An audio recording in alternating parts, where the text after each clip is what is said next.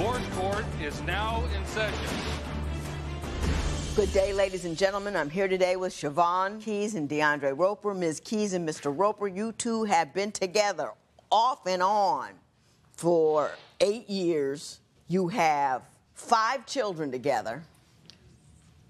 You got one more on the way. And you have one by a previous relationship. Correct. And Ms. Keys, you want $500 so you can catch the next thing smoking to Chicago. So, Ms. Keys, why don't you tell me how we've gotten into the current mess we have today? All righty, Judge. DeAndre invades my privacy. I feel like I have no privacy. He constantly thinks I'm cheating, and I'm not.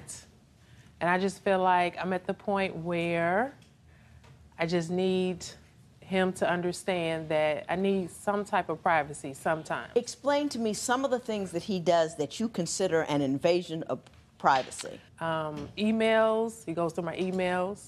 Actually, my email address goes to his phone also. He checks my messages, texts. He checks social media? Social media messages, texts. And actually, once a week, we switch phones. We have to switch phones once a week for 24 hours. So you can check each other. Exactly. What's going on with each other for the full 24 hours. That's just such a sad commentary on where we are, you know, on a relationship level. That just disheartens me so. But Mr. Roper, do you have any reason to believe that she is in fact cheating on you? Yes, of course I do. Why don't you tell me what that is? She always texting different people, random people that I like never seen, never heard of. She always says it's a female, which probably 9 times out of 10 is not. Wherever she goes, she always got a phone in her hand.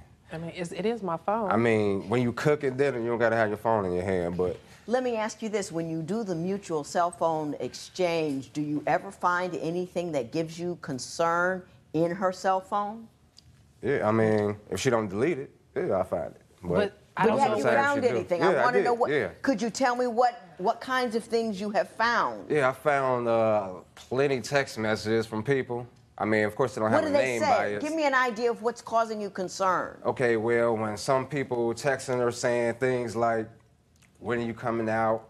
Are you at home with your husband yet?" Like sometimes I guess she's saying she's like at work. Or talking to the person like they're at work, and the text message basically saying something like they're looking for each other, I guess, while they're at work. Like, where are you going for break and all this stuff like that.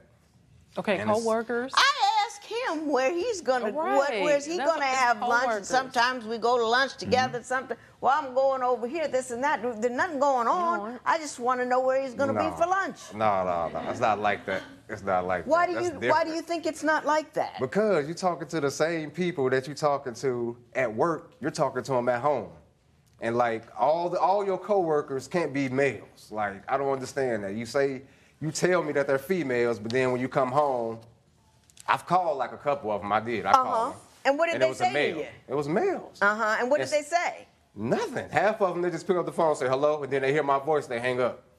So I'm pretty sure that's what she told them to do. Are you doing anything suspect, wrong, or otherwise untoward with respect to other dudes? No, he just thinks that I'm too friendly. Like, I have coworkers that I talk to, and some of them are males, all of them are not males. Some of them are males, and they'll ask my advice on things, and he feels like I'm not supposed to talk to them outside of work.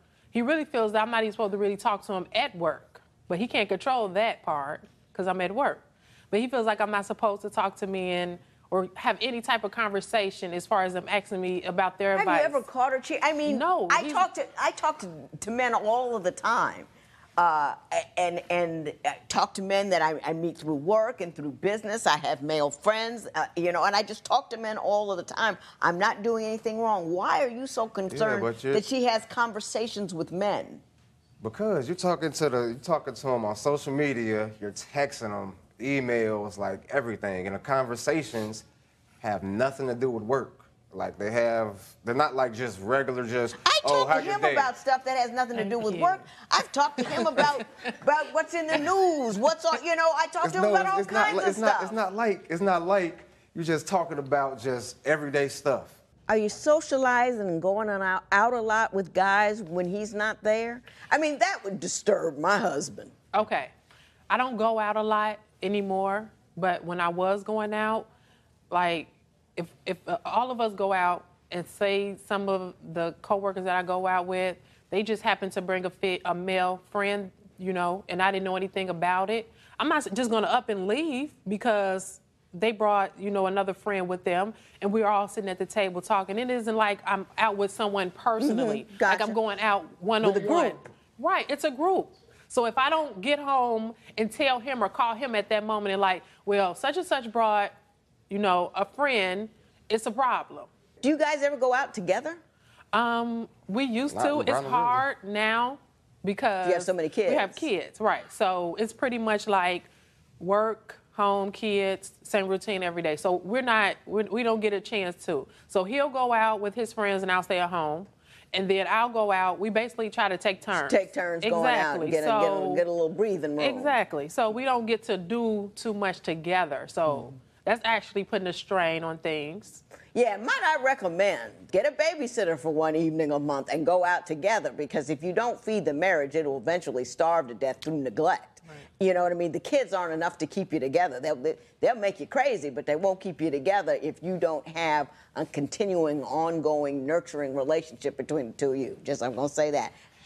If I tell them to clean up the room, and I'm probably yelling at them when I'm doing it because they're probably taking so long to do it. She comes out the room, why are you yelling at them? Why are you talking to them like that? Why are you doing this? Why are you doing that? The tone. And every single time you're arguing about that. This probably happens every day.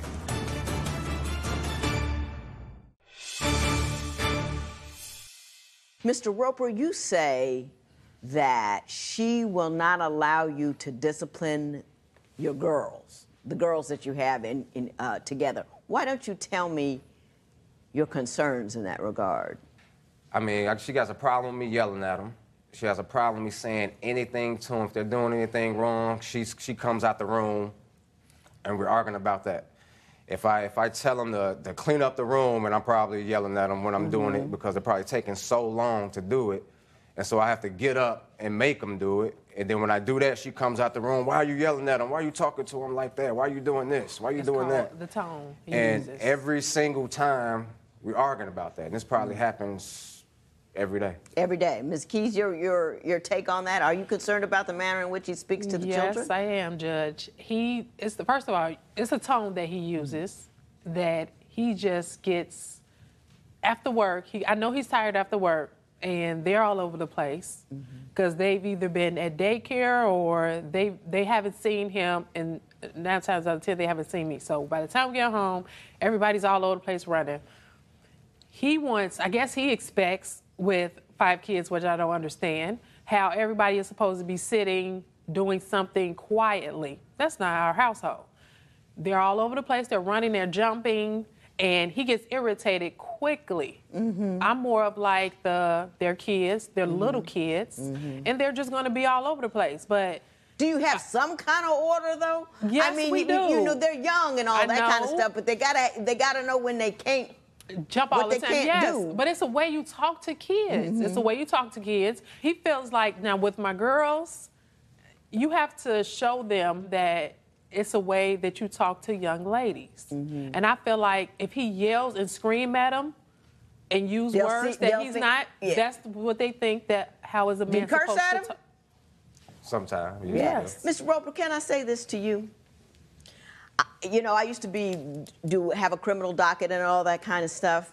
And I often found that people who were highly agitated and easily annoyed and got into brawls and stuff came from what I called high-volume households, where every infraction was met with a lot of hooping and hollering and yelling and carrying on. And what you do is if you make that standard operating procedure that everything goes to ripping and running and screaming, then they think that's standard operating procedure. So when something really goes on, they take it up another level. And it just keeps going, ratcheting up and up and up and up. And soon they're not able to moderate themselves, no less the situation that they're in, because you're yelling at them all the time and they're fighting all that static that you're giving them. If you can't control your language in front of them, they're going to start using that language and they're going to start absorbing that language. And again, you are inviting a problem that you simply just don't want to, that someone like me is going to have to resolve. Do you see what I'm saying? And when you're yelling, you're not disciplining, you're just expressing your personal frustration. Because yelling at a 2-year-old doesn't do a thing. I know, it don't do anything, but that's the only time they listen. No, but then you're not doing it right. There are different ways to discipline people who are 1, 2, and 3-year-old that does not involve screaming and yelling. And that's making you feel better, the screaming and yelling. It's not instilling them in them any kind of personal responsibility, this, that, or the other thing. You see what I'm saying to you? And this is on behalf of your kids, really. You got to learn how to conduct your business, and you got to learn how to discipline so there isn't a lot of chaos. Okay. Do you know what I mean? Because back in the day, and I know I was born in the Stone Age and all of that, but we know not to mess with Daddy. Yeah. When Daddy came home, we were like, oh. You know what I mean? You can teach him that. Okay. You can teach him that without him yelling. I cook. No. I clean. I'm off on the weekends. I be cleaning up on the weekends. I wash the clothes and do everything that a woman should be doing herself too. Have you been living together for years but find that splitting up is as complicated as getting a divorce? Call toll-free at 1-877-311-2222 or visit our website at divorcecourt.com. Don't forget to join the conversation on social media. Go to facebook.com/divorcecourt and follow us on Twitter and Instagram @divorcecourt. If you would like your case to be heard on Divorce Court, call us toll-free at 1-877-311-2222 or log on to our website at divorcecourt.com. Follow us on Facebook and Instagram @divorcecourt. Other than the children and the cheating, what other issues do you have with Ms. Keys? I guess since she's been like back working, it's like everything. At first she was like everything, like as far as household was like she always did everything, like cooking, cleaning, everything. But now it's that I guess she be working more hours now, so it's that less cleaning, less cooking. But doesn't that make sense, everything. Not really. You know why it don't make sense? Why doesn't it make sense? Because I could work 12, 14 hours every day and still come home and do it. So I think you should do the same thing. But you don't. But he doesn't. I do. I do it. I cook. No. I clean. I'm off on the weekends. I be cleaning up on the weekends. I wash the clothes and do everything that a woman should be doing herself too. I think. I'm in my house. Does it bother you that you're doing what you believe are traditionally womanly tasks? I don't Is that mind the doing issue? It. No, I don't mind doing it at all. You just want her to do it too. I just want her to help me do it But more. he only does that on the weekends. Ms. Keys, is he carrying on the bulk of the household duties? He does a lot. I'm not gonna say that. He does more on the weekends. But he has to understand. When I get off of work, is go get the kids. If I have to stop at the store, I have to do that. Then we get home. I have to help the 2 little ones with homework while cooking dinner, while watching 3 other kids. By the time he gets home, homework is done. I might be in the middle of still cooking dinner. He think I'm supposed to have the dinner ready by the time he walks to the door. Homework done, everybody bathed, and in pajamas. If I'm working that many hours, I want at least something to eat when I come home.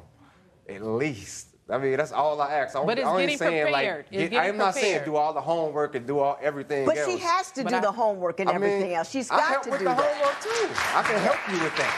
No, but they're young. She's got to do it early. She's got to do it in a way. They can't wait till 9 o'clock to do homework. They get a snack, they sit down, they do homework. That's how it works. Right. You shouldn't have had 5 kids if you found that inconvenient. You know what I mean? Yeah. You have to schedule your life around what works for them. So you need to just man up.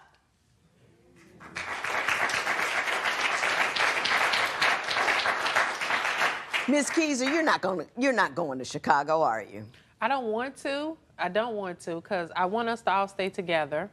What do you need for him to do in order to allow you to stay or remain comfortably in this relationship? I need for him to trust me more than what he's doing now. As far as the household things, I mean, he has to do those things on the weekend. I mean, I'm getting a little bit slower than I was because I'm pregnant. So he has to understand that part also.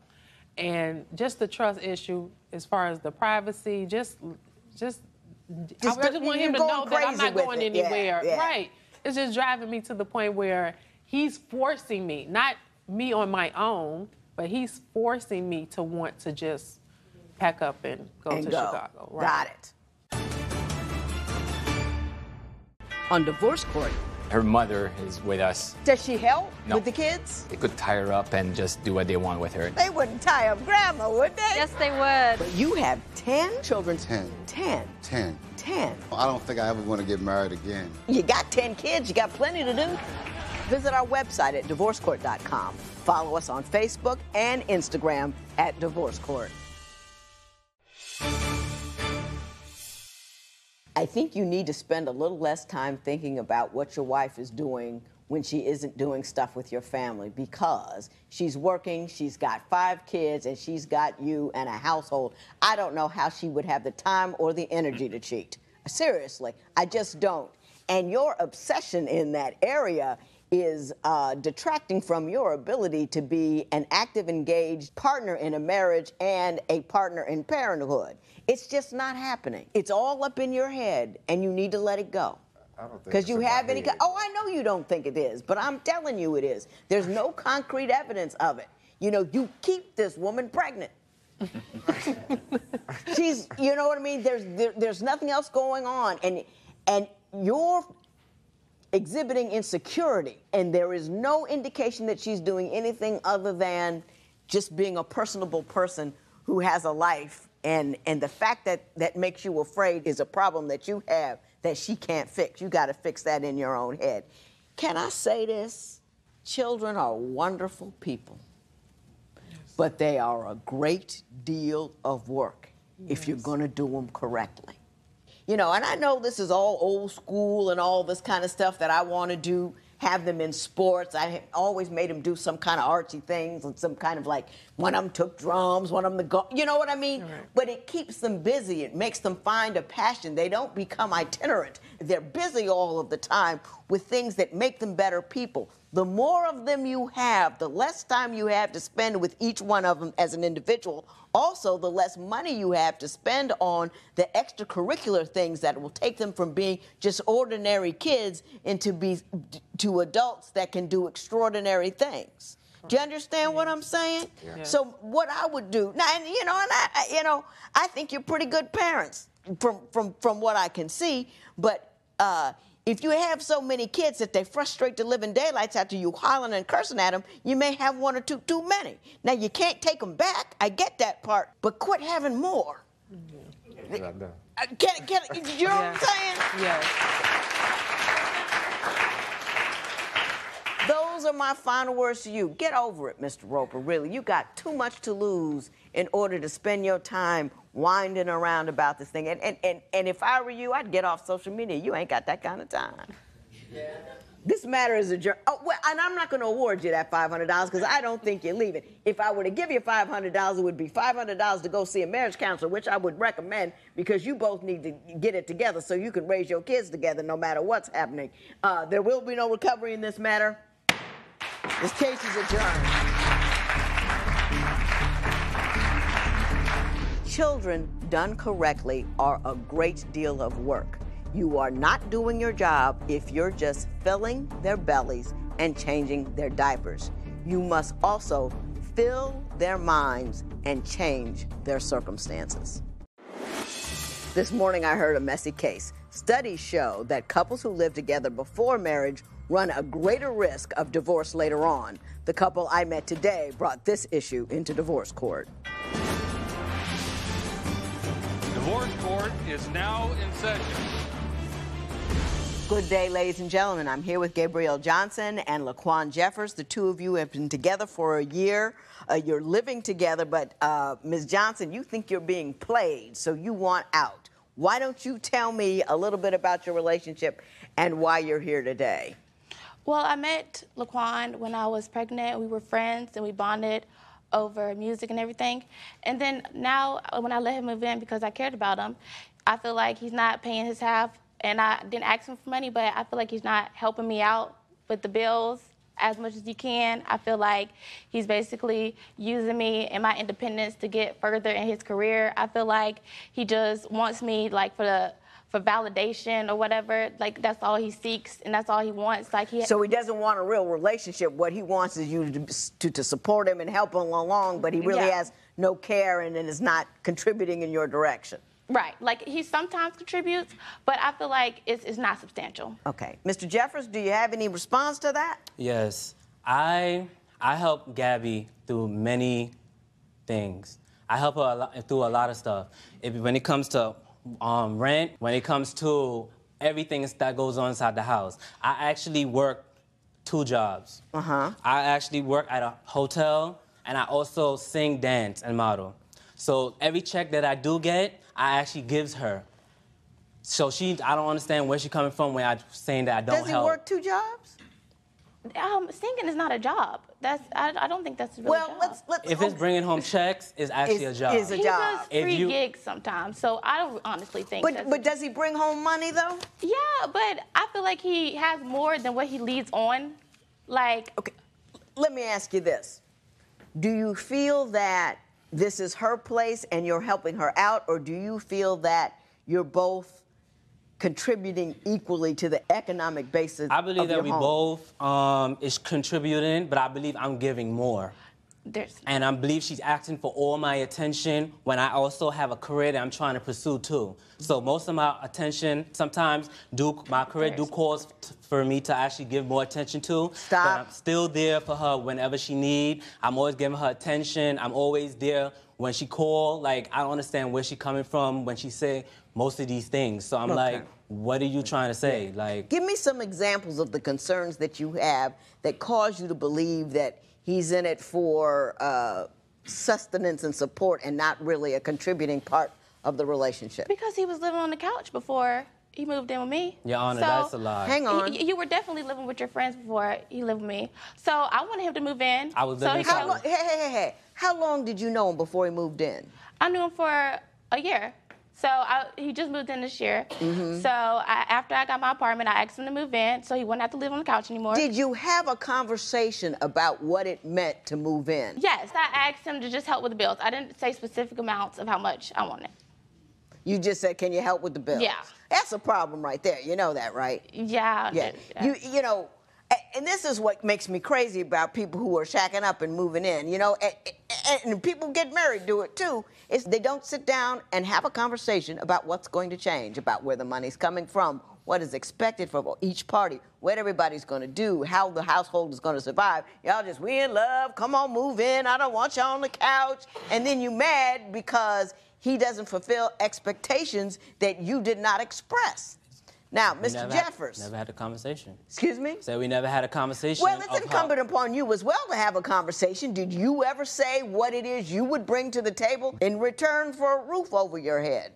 Yes. I actually told her that I will pay her for my gigs that I do get and my job. So whatever I can help around the house, I will actually help contribute. That's what I had told her. But when she actually Did you give her a ballpark figure of how much you make and how much you would be able to contribute on a regular basis? We didn't have that conversation. It was more like, okay, come move with me. Can you move with me? She asked me actually to move with her. She was actually begging me. So I was that's Mr. Jeffers, at no time does that mean that you don't have the obligation to do so intelligently.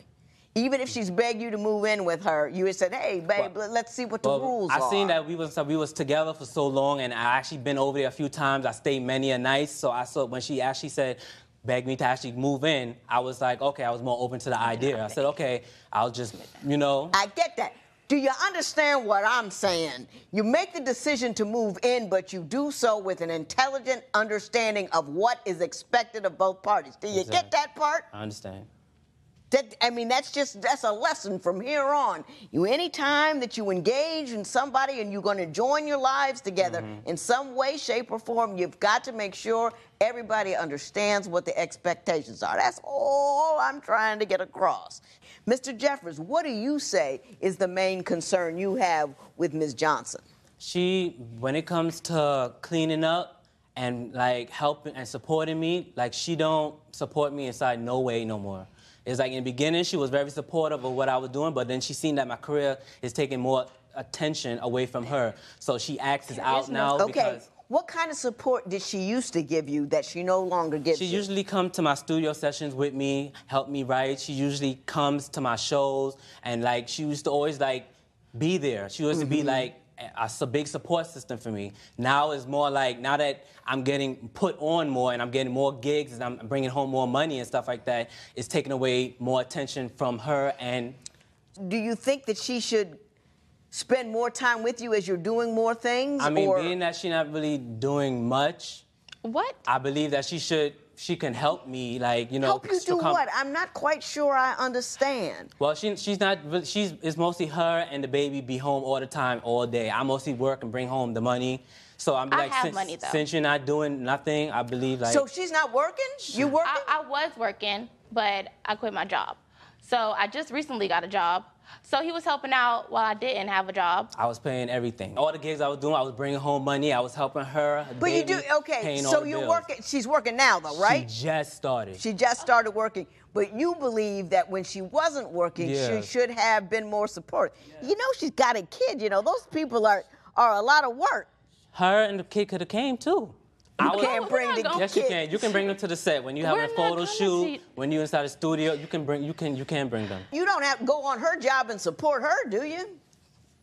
She just started working. But her last job, when she had her last job, do you go support her at her gig? I don't understand why she needs to be there to cheerlead for you. Why can't you just go on your own? She was doing that in the beginning. I understand that. She was always do it all the time. She just completely stopped.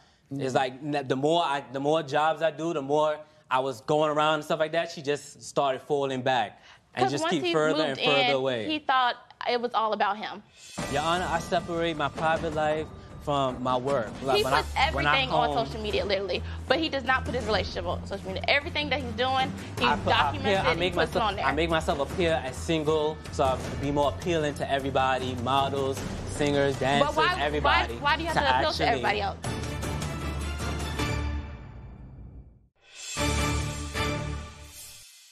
You say once he moved in, it was all about him. Give me an example of some things that he did or did not do that led you to believe that.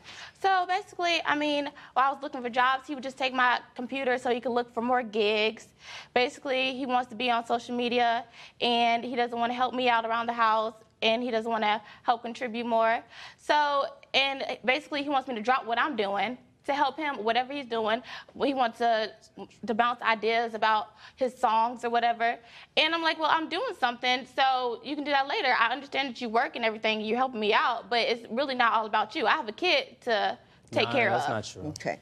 Mr. Jeffers, what is your response to that? In order for me to actually keep it going and keep money going in, I have to network. I have to network all these social media. Right. I have to keep pushing because that's how I get more money. She complained that she want more money, more money, more money. She's this like, is how to get it. Yeah, she always want money. She don't understand the work you got to put in to actually get back. You know, like as far as I have to keep promoting, got to keep always models, singers, dancers. I always got to keep it going to get in shows. Do you get that? I mean, people who succeed don't 9 to 5 it. People who succeed work extraordinarily hard at whatever they're trying to do in order to make it happen, especially when you're trying to make it happen in a profession where very few people do, in fact, succeed. And I try. Do you understand that? Yeah, but I feel like he's using me to get to that point. Like, I feel like, you know, since I have my own apartment and everything and I'm independent and everything, I felt like he saw that, and that he saw that, you know, since I wanted him to move in and everything, that gave him a reason to be more active in his career. Like, his priorities is in me. Like, I feel like I'm not on the top of his priorities right now. In a perfect world, what would he be doing in order to demonstrate that you were a priority? I mean, I feel like he would put me on his social media sometimes. I'm not on social media, but I look at his page sometimes and I see him with gigs and stuff, partying with other girls and everything. Promotion. I'm like, well, and he tells me that it's because he wants to keep his private life and his public life of whatever image he's trying to portray, but I just think it's Your a bunch Honor, of BS. I separate my private life from my work. Like He when puts when everything home, on social media, literally, but he does not put his relationship on social media. Everything that he's doing, he documents it and he puts it on there. I make myself appear as single, so I'll be more appealing to everybody, models, singers, dancers, everybody. Why do you have to appeal to everybody else? Ms. Johnson, you don't understand what he's telling you. He does have to appear somewhat available because women fans like to, have the idea that he's a gettable guy. They did it for Michael Jackson, for Donny Osmond, all of it. It's like you fantasize about him being your boyfriend. Exactly. So if you were inundated with images of he's taken, that it takes away a tool that you have. Exactly. I don't even think these people are fans. I think these are just random people that he takes pictures with and puts fans under the caption to make it seem like people are actually listening to what Why did you ask him to move in? Because I care about him and I needed help financially. So there we go. There it is. There it is. There it is. People, you can't make nickel and dime decisions and wonder why you don't have $1 at the end of the day. Exactly. You two didn't decide to make a life together. What you did was, I got a guy, I'm gonna move him in, and then I'm going to create this. I'm done. You're playing house. What you want to do is play house. I'm gonna get a guy. He doesn't have anywhere to stay. I'm gonna get him to move in, and then I'm gonna create a life with him in it, and he's going to be my man, and he's gonna pay half the bill. That's not at all what transpired. Do you understand what I'm saying? You're pretending, and you're wondering why your pretense isn't working out any better. Your Honor, and I did have a place to stay. I actually was renting the living room. I was renting out the living room. You were renting a couch. The living room was all mine. Why do you care? Because if I'm in a relationship with someone, you want them to be better. You want them to improve. You want better for them. But I was doing all this before I actually met her. I was actually doing exactly what I'm doing now before I met her. We moved in together, and I just went harder. I'm just stuck. Like, what can I do to actually make you happy? I have to drop my career, everything that I want to do just to stay home and... Like, what do you want from me? What do you want from him?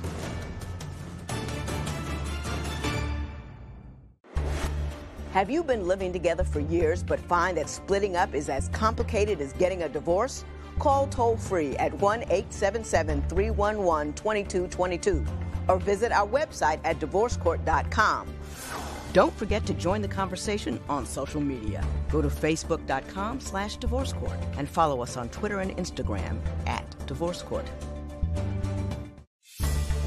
If you would like your case to be heard on Divorce Court, call us toll-free at 1-877-311-2222 or log on to our website at divorcecourt.com. Follow us on Facebook and Instagram @divorcecourt. Do you want this relationship to work? I actually do want it to work. Why? I want it to work because I like the way she makes me feel. I like how supportive she was in the beginning. I want that fire that we had in the beginning back. And I keep trying to fight for that. And I'm trying to support her the best way I can. I even cancel a couple of shows to actually give her the attention that she needs and that she's yearning for. But she's like, I'm just stuck. Like, what can I do to actually make you happy? I have to drop my career, everything that I want to do just to stay home and, like, what do you want from me? What do you want from him? I don't feel like he's helping as much as he led on. He's lying. He does not help that much as he's leading on. So I want him to help more. I wanted him to feel like, Help with what? Help with money? Help with the household? Help with the baby? Help with money, the household, the baby. But it feels like he would drop, helping with the family things for his career. And I'm not saying put me before your career, but I feel like the two should coincide with each other because I feel like they're both important. That's why I've been trying to bring her along, but she never wanted to come along with nothing I'm trying to do. I'm getting bookings. I'm getting paid. I beg her to come. I pay for everything. I pay for her and the child. I pay for everything. My management will have a budget, and we can. Does he do that? She just he does. She don't want to go nowhere. She don't want to do nothing. She just want to pull away. She just pulls away where I don't even hardly see her. Because I'm more of a She just homebody and I don't really want to go out like that. That's she just want to be home all the time. Because you want to be a homebody, you cannot preclude him from going out and doing what he needs to do. He needs to be an extrovert in order to succeed in the business that he is. And you can't expect him to change not only his profession, but his character in an effort to sit home with you and watch TV. Thank you. Thank you. But if I felt like he actually had a career going, then I would definitely feel like I would be more support. You know what? like, you know something? How old is he? 25? Yes. He's 25 years old. You know, there's a lot of effort that goes into becoming successful, and you're not successful overnight. You have to spend a lot of hours. You know, my father, he would leave before I got up in the morning and come home after I got home. Mom was on her own, but he was working hard to make an independent business successful. And if she wanted to go home and wanted a guy to come home and be with her every night and all that kind of stuff, he wouldn't have had the financial success that he had. You've got to understand, you can't be a kid about it. Do you understand what I'm saying? A guy who wants to be successful in an independent industry must work that gig all the time. He can't be a stay-at-home boyfriend. I don't expect him to be a stay-at-home boyfriend. Yes, you do. I don't expect him to. I really, honestly don't. That's what your whole argument is about, me not staying home and spending time. I was independent before him. And you should be independent now. On Divorce Court, I hear it all. Do you need help with your relationship? He has told you that he does not do women's work. When it comes to doing domestic work like laundry, he's told me, oh, I don't do women's work. What do I have you here for? Ooh, we're gonna have to get you bodyguards to get out of here if you said something like that. Visit our website at divorcecourt.com. Follow us on Facebook and Instagram at Divorce Court. Ms. Johnson, you're 21 years old. You should not, one, be living with some dude or try to make your life about that dude. You should try to be making a life about you and your kid. You should try to stay, you want to be a twosome. And that's your goal, is to have somebody and have a home and a husband and all of that kind of stuff. And you kind of backed your way into it. But you got a guy that was on a couch, you got him off the couch, got him in the house, and now you want him to be the regular stay-at-home husband kind of thing.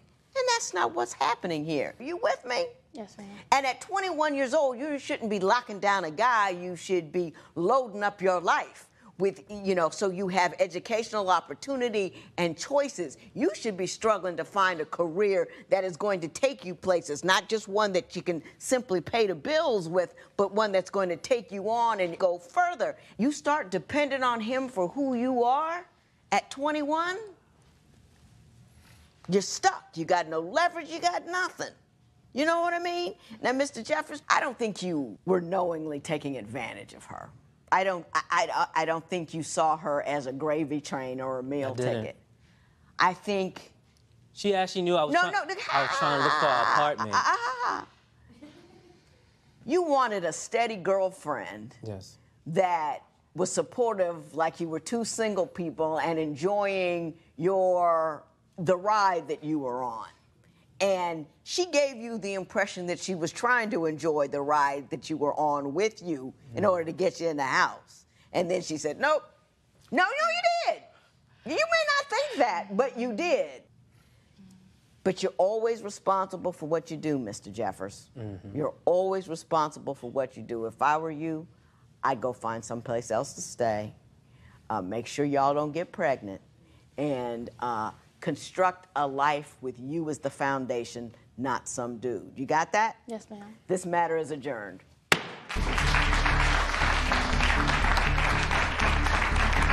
You can't just fall into a relationship all willy-nilly and expect it to work out. You gotta have a purpose and you gotta have a plan. Otherwise, all you end up with is a bunch of babies and a mess. This morning, I heard a good case. It has been reported that cohabitating couples were nearly 8 times more likely to separate due to conflict than married couples in the first year of their relationship.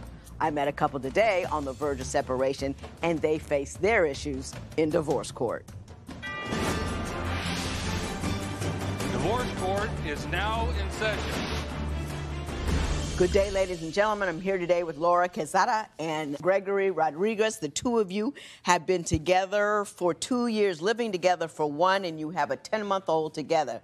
Ms. Quezada, you don't want to be together anymore. Why don't you tell me a little bit about your relationship and why we're here today? Your Honor, I've been with Greg for a little bit over 2 years, and, you know, he's very disrespectful to our relationship. Like, he talks to other women on social media and meets women and doesn't ever reveal that we're in a relationship. Do you think he's actually cheated on you? I think he's cheated on me while I was pregnant. Not true. Yeah. It's not true. Mr. Rodriguez, has she ever intimated before that she believes that you cheated on her while she was pregnant? First of all, we weren't together while we were pregnant. We ended up going to counseling, like try to help our relationship more. But like one of our sessions, I went in there and I was like, all right, I'm gonna tell the truth. I'm gonna talk about like how I really feel, and I did, and it really helped me, and I felt really good about it. Now, like for a moment there, I was like, oh, this is my work. And as soon as we left, she texted me like, hey, we're not together anymore. Okay, and you got to say what you needed to say. Did she get to say what she needed to say? She did, but did you hear it? No. What was it? I don't remember. See, the whole thing about counseling, it's not just unburdening yourself. It's also hearing the other person in a safe environment so you can understand their needs. So while you felt better, she didn't, which is why she put you out, okay? So did you have sex with somebody else while she was pregnant? Whether or not it's cheating, we'll label that later. No, I never had sex with anybody. I did talk to other females, but that's because I was feeling good, you know? Like, when she broke up with me, that really boosted my motivation. Like, oh, I'm gonna work on myself. I'm gonna start running more. And it did work. I felt better about myself. I feel like I'm really cute. You think you're really cute? I feel girls, like, because I don't go out there and look for girls. Like, girls, they come up to me, they talk to me. So while she was, you guys were not together while she was pregnant, Most of the pregnancy. Yeah. She was gaining baby weight, you were getting thinner. Exactly. Yes. You were working out, the women were liking you, and you were feeling really good. And were you concerned at all about her well-being, being that she was carrying your baby? Nope. I was, but she was very aggressive during that time. Like, everything bugged her. Like, sometimes I go with her to doctor appointments, and she'll leave me stranded. She'll, like, just, you know, I'll drop you off the train station. I'll be like, what? Was he going to the doctor's appointments with you, which is huge? But we were already broken up at the moment. And when we went to the doctor appointment, Greg was doing nothing but, why are they taking so long? We were at the hospital one time, and we were getting an ultrasound, and they said there might be something wrong with our kid. And he was complaining the whole time, why are they taking so long? And I would be like, Greg, if they're taking so long, there's something wrong. And he was not concerned about that. All he was concerned was about leaving. Were you impatient? I was impatient. They were pretty much talking about basic stuff, basic concerns. Like, I have other kids. I've been through it, and it's like, oh, I heard this before. So, like, just wait till you have the baby, you know? I've heard this before. Yeah, and I hear this all the time. So you're not concerned specific, because each kid is different. Exactly. Each kid could have a different problem or different complications. You weren't concerned that this child might have some complication that they were trying to figure out? I just wasn't expressing it the way she wanted me to express it. Like, I didn't like go on my knees and start crying. You know, I have hope. I had faith. You know, like, oh, nothing's gonna happen. Yeah, but there's a difference between having hope and faith and getting on your knees and, man, is it taking too long? There's a whole lot of emotional space between being impatient and that. I mean, couldn't you show her some basic concern? I went with her. Like, wasn't that like enough? No, if you're going and you're being an irritant, no. No, it bugged me. It bugged me because I'm sitting there being patient. I don't want to be there. And it was on my birthday too. Like, who cares? I didn't go to my birthday party. Like, I missed it. Oh my God. I spent the day with her. Like, that's little boy concerns. If you're making baby, you don't get to have little boy concerns at all. It's a very difficult thing being pregnant. You know, watching pregnant is not so hard, but like, being pregnant is. Like I didn't ask her to get pregnant. Like she got. I feel like. I always look over at Joe and it's like he's killing himself. He's killing himself. What do you mean? But you got her pregnant. Yeah, but like I feel like she got pregnant on purpose. I feel like she was trying to trap me. Explain that to me. Why do you feel that she got pregnant on purpose? Because when we started like sleeping around, or like it was only like 2 months that we were together, and like it was like right after, like a few times. Were you taking any precautions and to preclude pregnancy? No, I thought she was. Did you have any discussion? Did you have any discussion with her about contraception? I told her like I do not want to have no more kids, and she said like don't worry about it. You know, like to this day, like she doesn't want me to use protection. Like I feel like I'm like falling into a hole.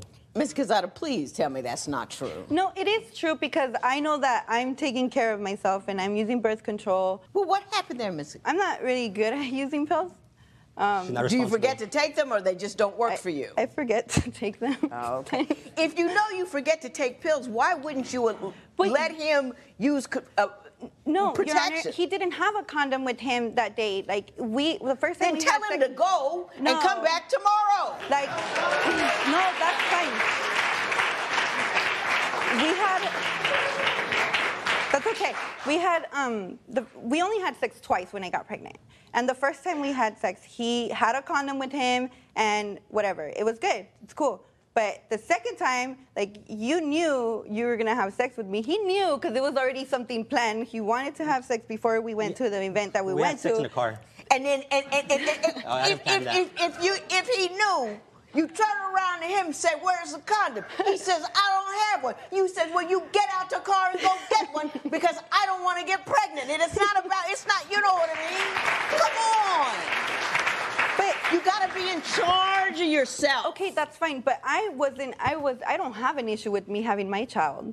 I think you should have an issue with having children with somebody that you're not married to, haven't been together with that long, and who hasn't shown to date that he's going to be a good father. I think you should have an issue with that. I think all women should, because that's the biggest, baddest, deepest thing we do, and you can't do it on a humble. You behave like you're in junior high school. You don't seem to really care about it. Is it all that weed you're smoking? If I don't smoke, it seems like, I don't know, life gets boring, you know? Dreadful. So without pot, you're not happy? Not while I'm in the house with her.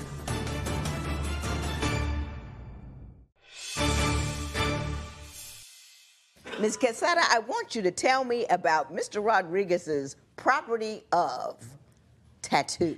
Okay, so there was a day that he was sleeping and I decided to go through his phone. Mm-hmm. Prior to that, I had already gone through his phone and found other stuff. Mm-hmm. But that day, I found him, this girl told him, "Hey, I'm gonna get a little tattoo or something," and Greg's response to that was, "I'm gonna get a tattoo on my heart that says property of ... And I knew who that woman was already because I was following the text that he was texting, and I know that he met her while he was running, and I know exactly who she is, you know? I decided to go on social media, and I messaged her with my social media and let her know that he had a woman and he had a family and that he wasn't single. And she got upset and she told me she wasn't a homewrecker and that I was treating her like a mistress. So then again, I go on Greg's social media and I see the messages between her and him. So she's upset and telling Greg, you know, that he's a liar and he has a woman. And this is the girl that I was talking to before, like, while we were separated. No, that wasn't while they were separated. While we were separated, it was now. After you were back together. Yeah. Yeah. Did the relationship that you began when you weren't together continue after you got back together? What happened was we ended up getting back together. So I did start cutting that girl off. You know, I didn't cut her off completely, but I stopped calling her.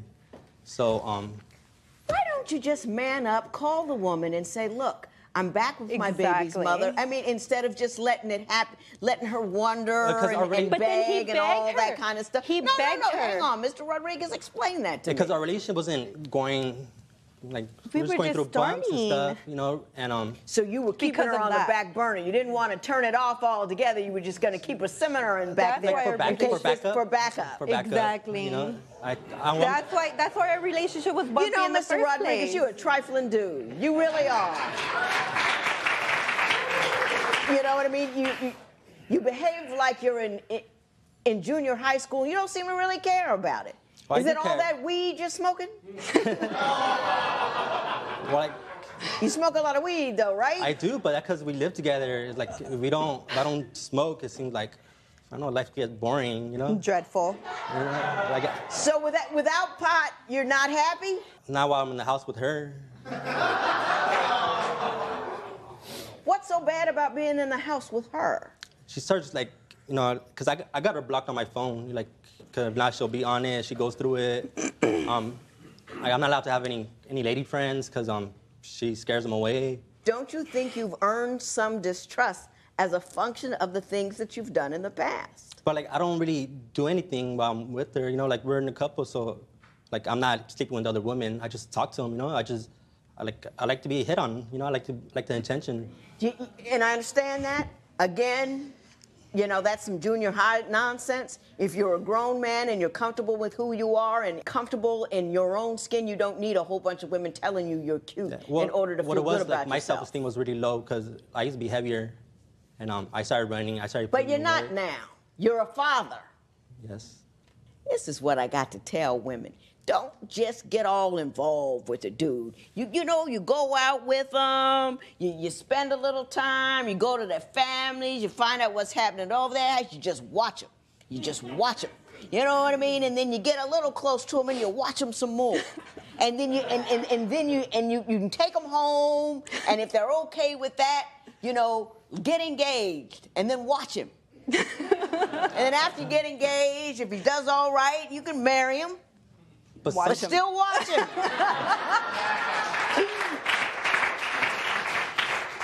Then and only then, if he comes correct after all of that time, do you engage in making new people. Do you understand what I'm saying? When I try to kiss Greg, Greg always pushes his face away from me. Is that a frequent event? It happens a lot, yes. Because she's very aggressive. Sometimes she just jumps on me and she overpowers me, and after a while I gotta just get into it, right? You know? Really? Have you been living together for years but find that splitting up is as complicated as getting a divorce? Call toll-free at 1-877-311-2222 or visit our website at divorcecourt.com. Don't forget to join the conversation on social media. Go to facebook.com/divorcecourt and follow us on Twitter and Instagram at divorcecourt. If you would like your case to be heard on Divorce Court, call us toll-free at 1-877-311-2222 or log on to our website at divorcecourt.com. Follow us on Facebook and Instagram at Divorce Court. Ms. Quezada, why don't you tell me what you believe his pot smoking, how you believe his pot smoking has affected your relationship? There's one situation where we went to the doctor, and we always take the baby to the doctor together. Mm-hmm. But this one time I was doing something else, so they called him before I was able to come back to the waiting room. And so I go in, I meet him in there, and he tells me, oh, the nurse came in and asked me for the baby's birthday. Is it blah, blah, blah? And I was like, no, you're way off. Like he doesn't even know our kid's birthday. Do you think that's because he's just smoking too much weed? He's just high all the time? Yeah, he does things like that. Killing your brain cells? I do forget. Are you confused? My memory, it is a little off. Sometimes, I don't even know my birthday. I do not believe you can be as silly as you are presenting yourself here today. I don't think you could be quite that bizarre. Is he that ridiculous in general in life? Yes. He doesn't know his own birthday? I'm sure he does. I do. But I'm sure he does. Because I change it because I'm older now, so. You change it? Because you're older? Explain that to me. Well, I just turned 31, so so sometimes I gotta change my birthday, depends who I'm talking to. Why would you need to change your birthday? Because he feels too old. He feels like he's getting old and he wants to stay young. So you lie about your age, like you pretend like you're younger than you are? Because he looks younger, and people fall for it, but he's not that age. I mean, for what purpose? For girl reasons. For what purpose, really? I guess I'm hitting 30, so I'm being dirty. Being 13? That's about it. I would believe, based upon your actions, 13. Can you tell me what your primary concern with Ms. Quesada is? She's very possessive. Like, I can't really go out, like, to go run because she thinks I'm having sex with other women because I'm sweating. And it's only, like, because I'm just running, There are times where she acts like a vampire and she just, like, bites my neck and like, just leave me hickey. Like, I'm 31. Like, I don't want to have hickeys on me. Oh, he's 31. And, what, is she trying to brand you so other women won't mess with you? Marks me like a fire hydrant, So okay, I did that one time. I did it one time where it was aggressive, and I did do a hickey on him, and it was really aggressive because when I try to kiss Greg always pushes his face away from me. Is that a frequent event? It happens a lot, yes. Because she's very aggressive. Sometimes she just jumps on me, and she overpowers me, and after a while I gotta just give into it, right? Really? Wow. Most guys complain that they don't get enough, and they would enjoy if their I don't mind them under, below the neck, but she wants them right here, Most guys would say they're lucky to have a girl like that likes to have intimacy with him. We do have intimacy. Do you think it's too much, or you just don't like the marking? The marking. Well, she wants to have sex twice a day, and that's. But I don't. I'm lucky if I get it twice a week. No. I'm lucky if I get it twice every day. a week. If I don't, she give me the guilt trip. She accuses me I'm sleeping with other women because I'm not sleeping with her. Court's in session. Do you come in, take off your clothes, and then say, I do, Your Honor. If you want to touch something, go touch some dishes in there, okay? They got some grease. He's keeping you from getting any action, huh? I thought maybe if I get a girl dog for a guy dog, I could get my girl back in my bed bag. Visit our website at divorcecourt.com. Follow us on Facebook and Instagram at Divorce Court. On behalf of your 10-month-old, I would like to say the following. You need to grow up. I mean, seriously, you just need to take some time, sit down somewhere, and realize that life isn't about you anymore. It's about your kids first, your relationship second, and you third. If you're not willing to put yourself third like that, your kids don't have a chance, because they always have to be more important than your weed smoking, than your little girlfriends telling you that you're cute, and you going around talking about you in your 20s when you're in your 30s. All of that is just nonsense and silly. And children need adults to raise them, not other children. And to be 31 and engaging in that kind of conduct is absurd. And the other thing I want to say is, to the extent that you need ancillary babes, random chicks, telling you something to make yourself feel good about yourself, you're damaging her self-esteem. And when you damage her self-esteem, you are damaging the base of operations for your children. If you make her feel less than all of the time, she will be less than, and your children will be raised by less than. You don't want that, do you? No. Do a better job. And Ms. Quesada, you probably get hot a lot, I know, aren't you? Anger doesn't work. What works is calm and expectation. And you demand respect by the way you carry yourself, not by how many words you can throw in his direction. He's a little boy. You picked him, now you got him. But what you have to do is raise your game and require him to raise his as well, if your kids are going to have any shot at all at rational and reasonable. Do you understand what I'm saying? Don't have no more chilling until you get it together. Okay. Yeah, till he's a grown man. You got me? Yes. This matter is adjourned.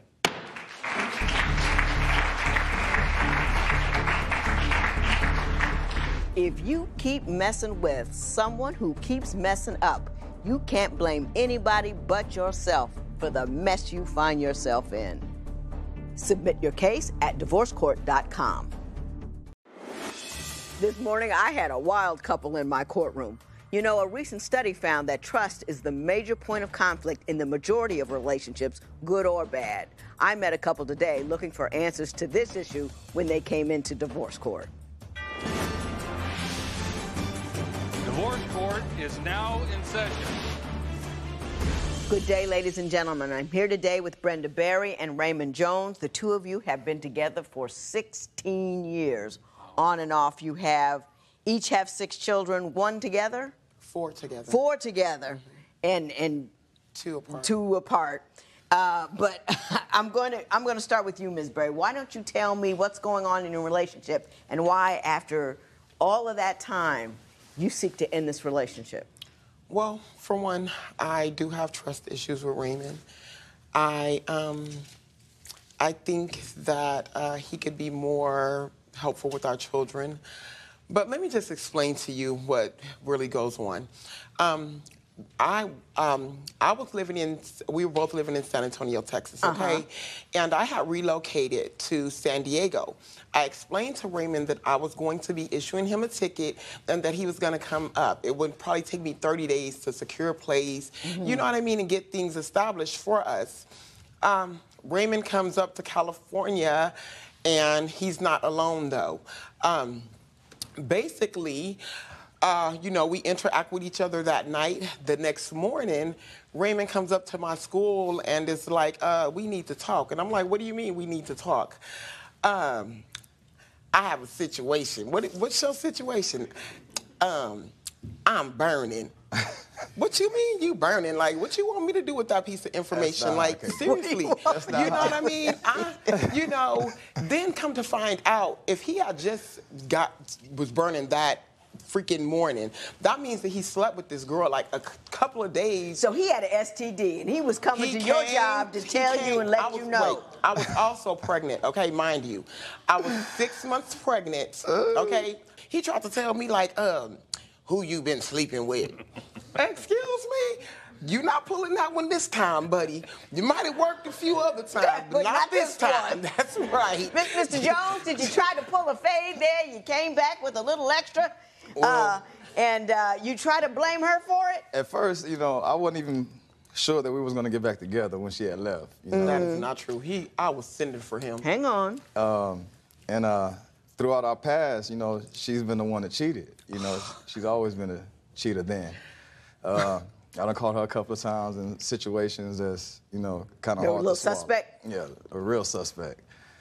You know, it was have you been suspect in the past? Have you been wrong? You know what? There's reasoning behind my cheating, okay? I mean, and not everybody cheating, got a reason. Me. I don't mean just like cheating, because I don't consider it cheating. I consider cheating like sleeping with somebody, you know, having sex with people. Well, what are you doing? I felt like I was just being a charismatic woman that men catered to. That's what I felt. And then what makes it so bad is I was bringing the brunt of what I was getting home to him. She lying. Like, you know, and all so you would go out and date guys and they would give you a pimp. He don't even know. Mr. Barry, no, that's all right, that's all right. But I'm just trying to understand what's happening. You would go out with guys, you would date them, they would be generous with you, and you bring it home. People that I knew, like, you know, because I was from Texas as well, you know, and I've been back and forth from Texas to California, so I knew people in Texas, I knew people in California, you know what I mean? But the whole thing is this. If Mr. Jones was a little more responsible as far as his finances and things of that sort, he would have never had to worry about me seeing any other person. I always said that I thought that he was one of the best people that I ever met, minus the finances. His heart is good, all that. He just needs to, you know, carry his weight. Yeah. Okay. Well, I'm still stuck on the STD story. so let's put a period on that one, and then we can move on to finances and the other thing. I understand she made you take a polygraph test. Why did she make you take a polygraph test? First of all, with that cheating thing on her, I only cheated on her one time, and that was behind, you know, with the story I just told you. Okay. One time. Okay. We moved to California. You know, I was working and everything. You know, she just Is this about the polygraph test? Yes. That's what I want to know. Yes. Okay, go ahead. Every time I do anything, I go play basketball. You know, you didn't go play basketball. You just threw some water on you. That's not sweat. He would come and... Stop. Let Mr. Jones finish his sentence. Go ahead, sir. You know, there's been times where, well, anyways, I come home from work one day, And this is big old white guy sitting in the living room. So, you know, I'm hesitant and walking in. I open the door. I'm like, boom, close the door back. You know. Well, who do you think he was? I don't know. He was just a big old white guy. He was bigger than all of us put together. You know, he was huge, you know. Looked like somebody that'd be at your high school doing security or whatever. So, you know, I go in the house and everything. He tells me I'm investigator such and such. I'm here to give you a poly exam. I'm like, oh, okay, cool, you know. I look at her and like... You said, okay, cool? Yeah, I love her. I'm going to do anything to make her feel good, you know. So what happened when you popped out with the polygraph examiner? So I had been telling him that I was thinking about hiring a private investigator. I think that he thought that I was kidding. Yes. Yeah. But I think that he thought that I was kidding. You know what I mean? So, yeah, I hired that guy. And so he came in. But my thing is this. I didn't even believe that guy, to tell you the honest to God. She didn't believe the second one either. Because when I left, let me tell you. Second one, hold up. I took two of them. I took two of them. You made this man take 2 separate polygraph tests? And I paid $500 a pop for each one. Yes, ma'am. Yes, ma'am. And how did they turn out? I'm going to tell you. The first guy, when the guy came to the house, okay, listen, I had to leave the house and go and get the money from the bank, right? So at first he's coming in like, you know, I'm unbiased. I have no opinion. I'm just here to administer the polygraph. You know what I mean? So don't worry. You know, I'm like, okay, cool. So I go to get the money from the bank. When I come back, he's like, oh, I can't stand a woman that down talks her man. And you know what I mean? Like, and I'm looking at him like, dude, when I just left here 15 minutes ago. That's because he only got to hear her side of the story like now. You know, whatever. So what, did you bond with the polygraph examiner while he was out getting the money to pay him? I mean, that's what she assuming. I ain't bond with nobody. I was trying to bond with her. I even wanted her to be in the room while I took the exam. I got it. Were there any messages? Were any strange underwear in the washing machine? Anything to indicate to you concretely that he might be cheating? Hang on, Mr. Jones, go ahead. Yeah, she woke up one night, I smelled like cocoa butter.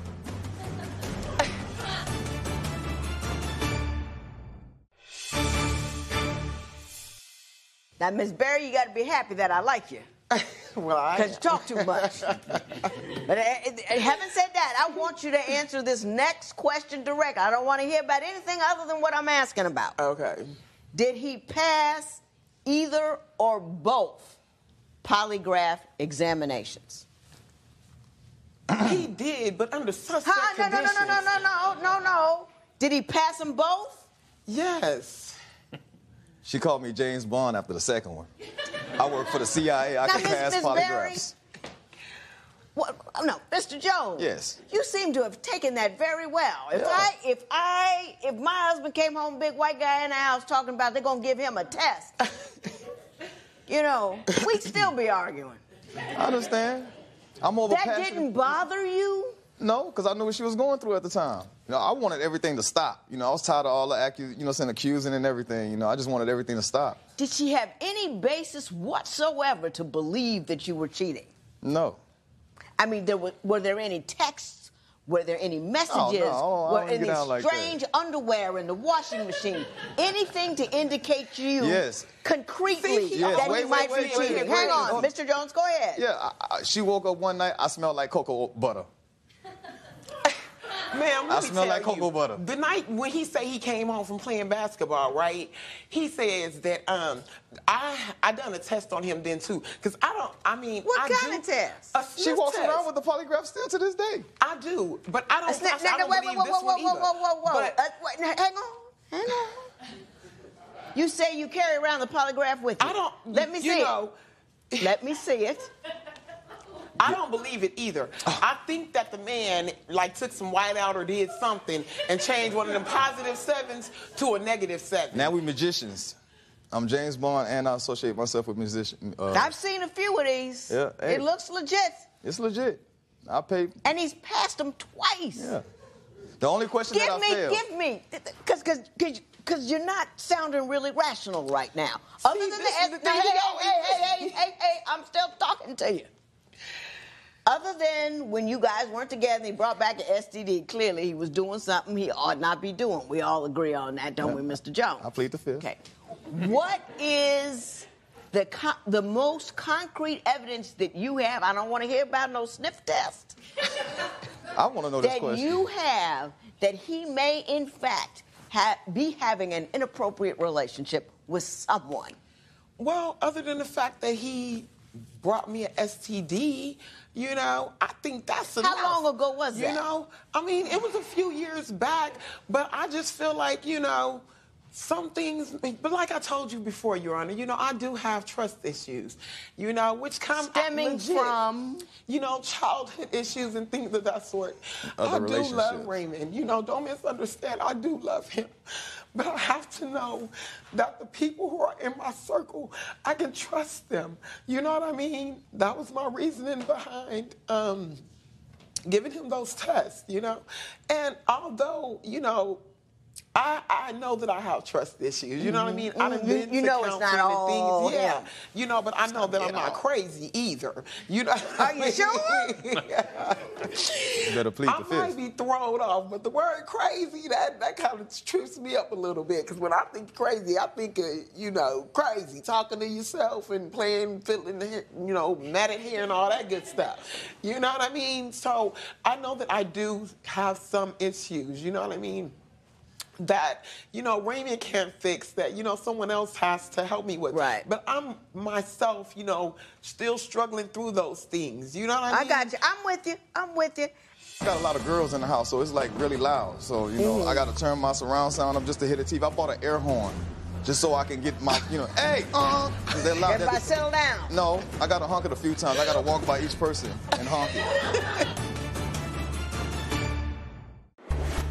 Have you been living together for years but find that splitting up is as complicated as getting a divorce?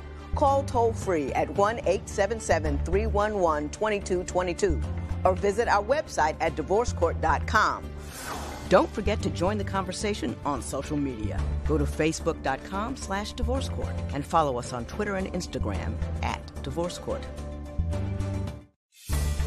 If you would like your case to be heard on Divorce Court, call us toll-free at 1-877-311-2222 or log on to our website at divorcecourt.com. Follow us on Facebook and Instagram @Divorce Court. Mr. Jones, you had a response to what she just said. Yeah, I understand her situation with her insecurity and everything. That's why I did the things that I did to make sure she was comfortable, which I stopped doing a lot of things other than work. I stopped playing basketball and everything. But, you know, I think I'm supposed to be on that side, though. I think, you know, because I need to do some complaining, too. Cause, well, complain away, Mr. Jones. We'll give you an opportunity. She nags me about the littlest of things, you know, like... Such as? When I come home from work, you know, I kick my shoes off. I might leave them right there where I'm at. The remote's on the table, you know. I call her Miss OCD. Because no matter what I do, she could come in the house and the remotes, you know, I got them where I can reach them. I'm laying back on the couch, I'm enjoying a little cigarette or whatever. She comes in, grabs the remotes, I'm tired of this everywhere, putting the remotes all in nice order and everything. So, like, I have company over, whatever. I'm like, I'll show y'all what my girl be doing to me every day. So, as she walk out the room, I say, y'all watch it. I shuffle the table up like dominoes. She walk back in the room and she start reorganizing, like, did I just fix this and everything? I'm like, y'all see what I go through? See, that's an example of making me appear crazy. I'm not making you. That's not crazy. Because I am not crazy. I'm neat. I'm clean. I'm organized. I don't even call it crazy. You know what I mean? I don't call it crazy. And I just wish that he would be a little neater and a little cleaner. I go to school. I come home. Kids' homework ain't done. Dishes in the sink. I You know, that stuff. I do understand that he work and stuff too. But I mean, this is a team effort. A team effort. You understand? And okay, Mr. Jones, you both work. Do you both contribute? Not equally, but at least substantially or meaningfully I to pay the brunt of all the bills. Stop it. Stop it. She likes to say that all the time. I pay the brunt of all the bills. I don't care what she likes to pay.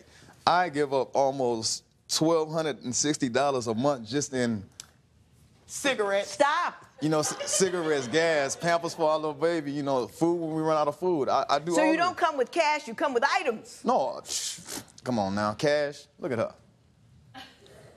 Oh, can't trust her with the cash? No, I mean, I give all the cash. Look at her, she all... I pay everything. I take that. If he really tell the truth, ask him if he has any concerns. Since we've been together 16 years, he's never been without a I haven't brought up any concerns. Food, but he's saying he's contributing to that. But his figure is off. You know, maybe he's tallying up cigarettes because he calls That's a necessity. A bill. In our house. It's a bill. That's a bill, right? In my budget That's a bill I would love you to stop paying. I would too. Yeah, I would love you to stop paying that bill. Hang on. I understand that. I understand. I wish I could just stop smoking. Because I got to tell you, you're paying somebody to kill you slowly. I know. It's just, But if I stop paying them, she's just gonna kill me fast.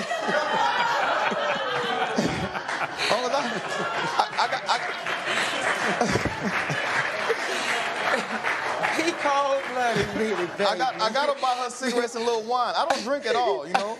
She got to drink just to, you know what I'm saying? You're trying to relax her so you can live. As soon as she walk in the house, I'm like, babe, here, you good? Here you go. You know what I'm saying? Your cigarettes, you know. Mr. Jones, it seems to me that you might not get a great deal of a great opportunity to speak your mind in your own home. Are there any other things that you want to have an opportunity to tell me about what your living situation is like before we move forward? I almost figured out how to get through, because, you know, I got a lot of girls in the house, so it's like really loud. So, you know, I got to turn my surround sound up just to hit the TV. I bought an air horn just so I can get my, you know, hey, because they're loud. Everybody settle down. No, I got to honk it a few times. I got to walk by each person and honk it. Even my son, my little 2-year-old, he screams like them.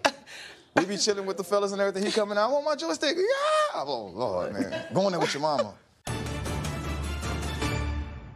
On Divorce Court, what are you gonna do? I ask the tough questions. It wasn't me, It wasn't me. I didn't do it. Did you ever catch him? No. But you tried. And I give you the answers. Men and women must explain themselves to one another. Because I pay his phone bill, Your Honor. Quit paying a man's phone bill, honey. Visit our website at divorcecourt.com. Follow us on Facebook and Instagram at Divorce Court. Ms. Berry, I'm gonna say this to you. First of all, I like you both. A lot. You're a little mouthy, but I don't have to stay here long, so I can take it. I'm gonna ask you to do this. Do not be afraid of whatever mental health issues you may have. A constant concern that we have in this country is everybody is afraid of appearing like they might have some mental health issues because it's shameful. Nothing wrong with it.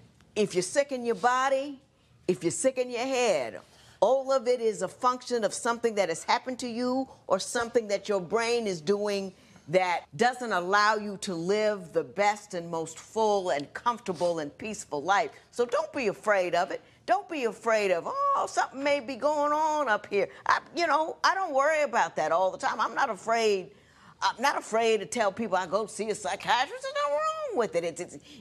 I want to know what's wrong with me before anybody else figures it out so I can make adjustments. And it doesn't make me less of a person that I've got fears and concerns that the rest of the world doesn't have. It doesn't make me less intelligent or any less able or any less capable. As a matter of fact, it makes me a badder chick. That I have mental health issues and concerns that, one, give me a great sense of creativity on one end, and two, I got handled on the back end. So don't be afraid of it. Face it. Fight it. Deal with it. Go see somebody about it because you have a right to be happy because you're a fabulous individual. You know what I mean? You're a fabulous individual. Mr. Jones with the STD aside. You too are a fabulous individual. You keeping this woman contained. Not everybody could do it. No. I appreciate the fact that you do. I appreciate the love that you give her, the patience that you give her. I appreciate the joy that you bring to the circumstances in dealing with her issues in a way that is positive. You don't get mad about it. You understand it, and you work with it, and you deal with it, and it's a wonderful thing. You should talk to my husband, start a club or something. I don't know. But I think it is a fabulous thing, and I wish you two the best. You two should stay together. Don't ever leave one another. And quit messing up the table and making her think she's confused. She's got enough going on without you, mixing the pot up there. You got me? I mean... This matter is adjourned.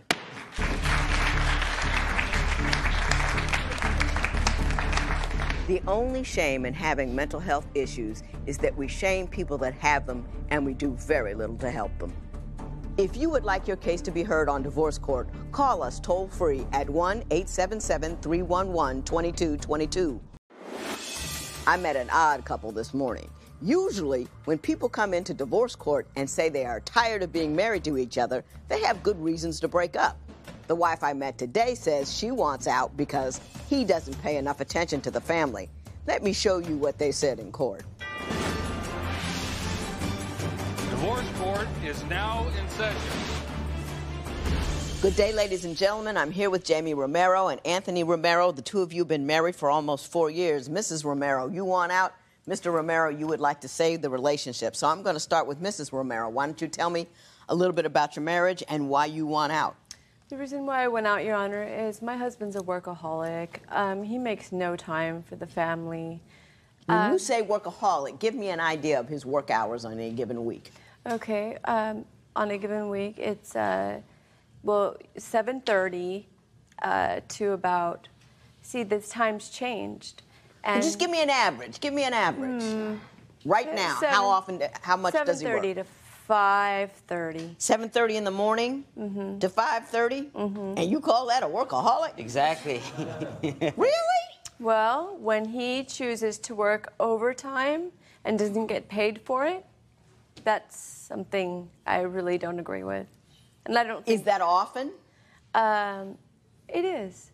Mr. Romero, 7:30 to 5:30 seems like a reasonable work schedule to me. Does that include any overtime? 7:30 to 5:30 is a regular day. And I do work, like I haven't had a day off probably like in the last 3 months.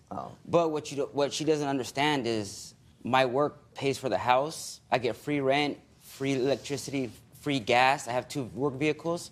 All that is included in my work. God. That's why I do all those little things. Do you understand the nature of his financial relationship and his job and that he is providing for you? Your Honor, I do understand, and I love him for what he is providing for the family.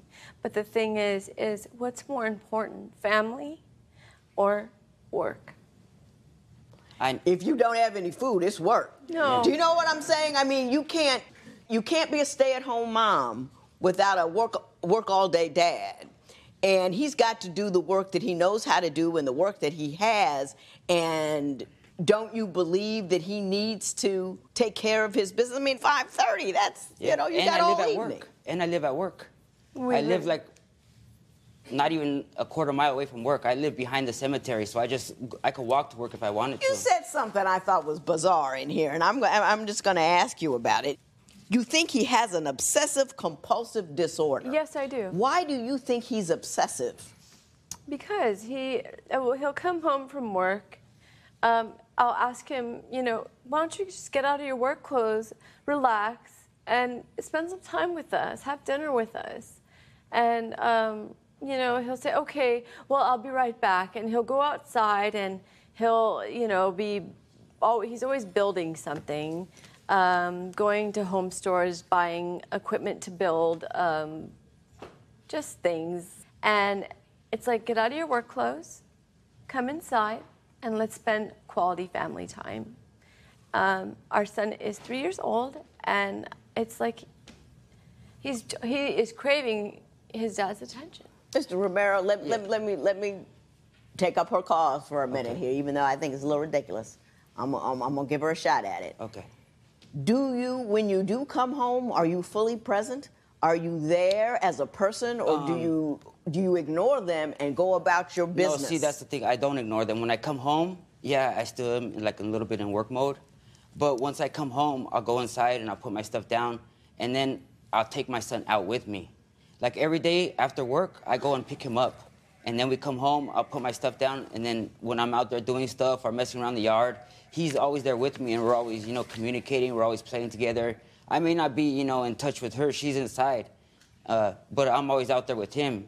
And the OCD is on her, because usually sometimes when I come home, she's cleaning.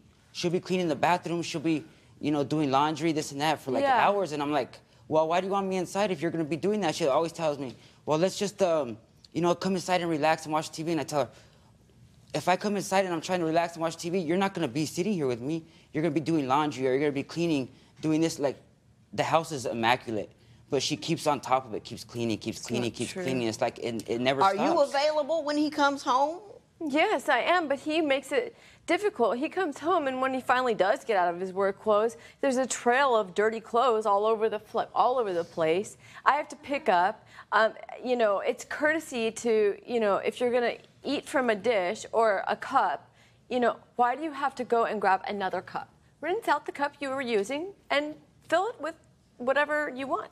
Well, maybe I was drinking, like, what if I was drinking milk and I wanted to drink water rinse it out and fill it up. Well, let me ask you this. You also said, you also said in here that, and I'm going to read this because it confused me. He would rather focus on his hobbies than spend time with me. He doesn't try to include me, but I'm not interested in it, so I wouldn't do it anyway. Exactly. Exactly. He doesn't take any interest in my hobbies either. Exactly. For example, I want to go bike riding and he doesn't want to go. Exactly. You're mad because you're not interested in his hobbies. He's interested and he's in not mine. interested in your hobbies. No, actually, he is interested in my hobbies, and he said it. He said, "Oh, you know what? It's time to get bikes." We have been planning this for, I'd say, 2 years. Getting bikes, going bike riding. We live up in the mountains. It would be perfect. There are some flat areas, and there's at the cemetery. There is a. It's good for. It'd be good for riding Can the bikes. 3-year-old go biking with you? I used to work for a bicycle shop. So I mean, you I could used have to one of own a those. bicycle shop. Good. So I had my first child on the back of his baby seat that was hooked onto my bike. Got it. At 3 months old. I mean, I know that's a little early, but I was just testing it out. And when he got older, it worked out perfectly. Okay. And he loved it. Yeah. Ma'am, the thing is, I tell her, you know what? You don't worry about anything. You just stay home and keep the house clean and watch the baby and don't worry about anything. I'll take care of all finances. I'll take care of everything. That's all I tell her. And sometimes it's like it's not enough. Yeah. You know, is that? I mean, but you do have to be involved in the marriage in some aspects other than economically. Do you not spend time with her? I do, and I admit, you know, it's not enough. You know, I'm not there like constantly like at her beck and call, but I am there. Why do you have to but say it I mean, like how could we survive without me working? Do you believe he's turning your son against you? I believe he's trying to hog him. He's trying to be the fun parent and you're the disciplinarian? Is that what you're saying? She's jealous. I'm not jealous. She's jealous because we have fun, and she sees that.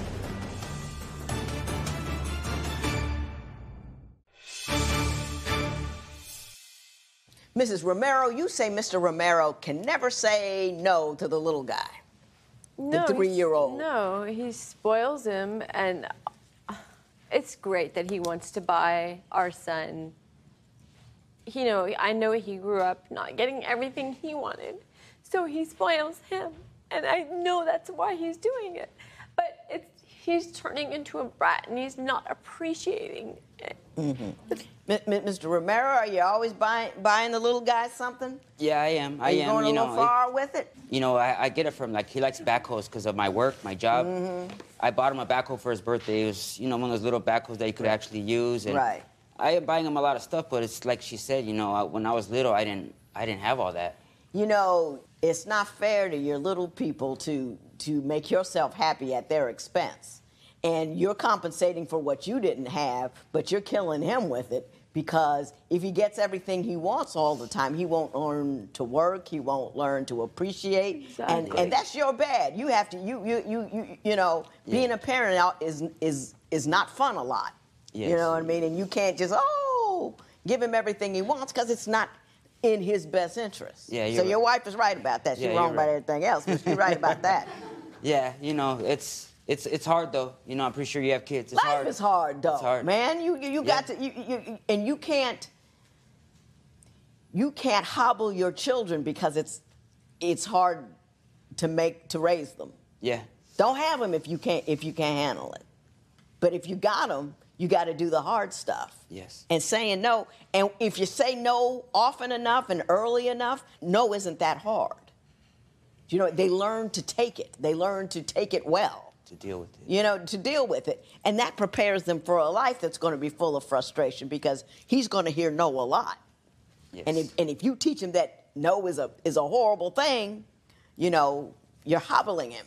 Don't do that. Okay. You got me? Yes, ma'am. We have totally different parenting skills. Well, What other parenting difficulties do you believe he causes? Well, you have something to say. Yeah, What do you want to say? She thinks I turn him against her. Like he she goes and tries to change his pamper, and he says no, and all of a sudden right away, oh, you turn him against me. He hates me. It's your fault. And I'm like, well, look at the way you're scaring him. Come here, I want to change your diaper. That's not an example at all. She's scaring him, you know. Ms. Romero, what's up with the diaper changing? That's not an example. That's a lie. No, that's an example, and she does. Do it you every believe day, he's turning your every day son like against that. you? Do you believe that? I believe he's trying to hog him. He's trying to be the fun parent and you're the disciplinarian? Is that what you're saying? She's jealous. I'm not jealous. She's jealous because we have fun, and she sees that. That's why I honestly feel that she's jealous. And I can't You're help home it. with him all day long while he's working. You say he works too much, so you're home with the 3-year-old all day long. And he's great to me. As soon as Daddy comes home, he treats me like I'm nobody. You know, and he turned. Isn't that wrong? Isn't that wrong? Shouldn't we both like? He doesn't include me. Like when they're playing, I'll try to get in the action, and I want to play together with, all three of us join in, and he ignores me. Because we're playing rough. He's a we're playing 3-year-old little boy who didn't see Daddy all day long because you say he works all day long, and he's excited to see Daddy. They want to go out and do daddy-son things. What exactly is your problem? I'm trying to... I told her one time I was sleeping and I woke up and I said, I'm sorry that you're with me, and I'm sorry that you might have to waste your life, because I never want to do nothing. You're being with me, you never get to see the world, Mr. Romero, let me say something to you. Have you been living together for years but find that splitting up is as complicated as getting a divorce? Call toll-free at 1-877-311-2222 or visit our website at divorcecourt.com. Don't forget to join the conversation on social media. Go to facebook.com/divorcecourt and follow us on Twitter and Instagram @divorcecourt. If you would like your case to be heard on Divorce Court, call us toll-free at 1-877-311-2222 or log on to our website at divorcecourt.com. Follow us on Facebook and Instagram @divorcecourt. You say he doesn't want to travel or go anywhere outside of a very small environment. Why don't you explain that to me? Okay, for example, the reason why I want to do these little things where I can get these family time, this little bit of family time where the three of us are doing something together, why I'm so desperate to do that and just have fun together, is because he never takes us anywhere. Well, I've been trying to. All summer long, I said, let's take the baby to the ocean. He's never seen it. We haven't gone. We went to the zoo. That's the only thing we've done. He never wants to do anything. I think we maybe have went to the park once, and it was for 15 minutes. He is always in a hurry, and it's just insanity. What is the rush? You have the day off. What is the rush? What is he rushing to do on his day off? Well, if we have planned to do something, which is rare, it's always a rush. And I'm like, why are you rushing? And he's even admitted a couple of times, I don't even know. I don't know. I admit that, and I'll admit that I don't know what it is. What do you mean? Admit to what? I'm a homebody. Right. I just after work, I just like being home, and that's my comfort zone. And I don't like leaving that comfort zone. Mm-hmm. And I don't know if it's just genetic. I get it from my dad because my dad's exactly the same way. Right. He's just stays home all day, and that's it. And if, he lives 5 miles away from me, and I see him maybe once every 6 months. And it's I don't know what it is. I even, I told her, sometimes I told her one time I was sleeping, and I woke up, I was just thinking, and I woke up and I said, I'm sorry that you're with me. And I'm sorry that you might have to waste your life, because I never want to do nothing. And it's kind of like you're wasting your life because you're being with me, you never get to see the world, Mr. Romero, let me say something to you. It could very well be genetic. I have that thing. I don't like to leave the house. I mean, if you know, you don't watch me, I won't leave for a week because I like staying at home. But just because that's your biological proclivities doesn't mean that that's your destiny. You can make a decision to do one thing a month. You can decide to do that. You're man enough. You can get that done. Because she does have the right to have a life that's a little bigger than the size of your home. Do you see what I'm saying? Yes, yes. And just because that's your proclivity, which is mine, I get it. I know it's safe in that house. Yeah, there are bad people out there in their cars and all, all the crazy stuff. But at home, it's school. The refrigerator's right there. There's the TV. I can write. I got books everywhere. Just, get in a corner, read a book, and it's all good. But it's not. So you can make a decision to once a month say, I'm going to take my woman somewhere. You're right. You understand what I'm saying? Once a month. You're right. You know what I mean? And it might be hard for you in the beginning, but, start slow. Make in concentric circles. Go further and further and further out, and you will find that it's more fun than you think.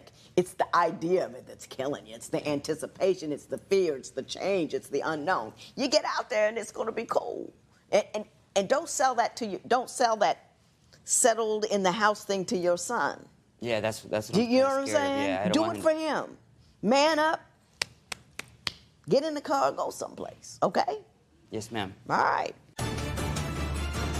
Visit our website at divorcecourt.com. Follow us on Facebook and Instagram at Divorce Court. I'm going to have to admit to a bias here because everybody has their biases. I was raised by a man who worked 7 days a week, 365 days a year. I remember going into his office on Christmas with him. He made me call people on Christmas Day. And I was like, oh, Mr. Bowen, he said, oh, that's okay, baby. I know your father. He works all the time. And he did it. We didn't go out anywhere. We didn't, my mother was in charge of that, and he did. I never saw a bill to college, law school, medical school for my sister. That's what he did. He made money. So I don't see anything wrong with what he come home at 5:30. I think that's pretty cool. I never saw my daddy. Love him to death. Wonderful guy. He did his work. So that's my bias there. I think you're being a little silly. You got a guy that's working hard, he's working well, he comes home, he spends quality time with your son. He may not take you out as often as you would like, but your complaints are really minor and really small. There's nothing obsessive compulsive about wanting to being interested in doing things and having hobbies. That's just called he's got an A-type personality. Those are things that you need to learn to love this man. Do you see what I'm saying? The thing is I do. Stop worrying about this little piece of what you don't have. I do. And look at everything that you do have. I do love him. And I appreciate everything that he has done for us. I really do. But there's a limit, and he's just crossed it. If that's your limit, you're a sad individual. No. You have to, no. He can't make you happy. You're in charge of making you happy. And you're asking him to do everything in order to make your life full and happy. If you want to go bike riding, get a bike and go bike riding. Join a bike riding club. It doesn't have to be with him. Grow up. You handle your happy. He needs to do a few things, but I've seen ugly. I know what a bad relationship looks like, and this ain't one of them. So, you want transitional support? You ain't going nowhere, are you? You're not that big a fool. Are you? I don't know what I want. I honestly. Quit whining, quit complaining. You take her out once a month, and all should be well. This matter is adjourned.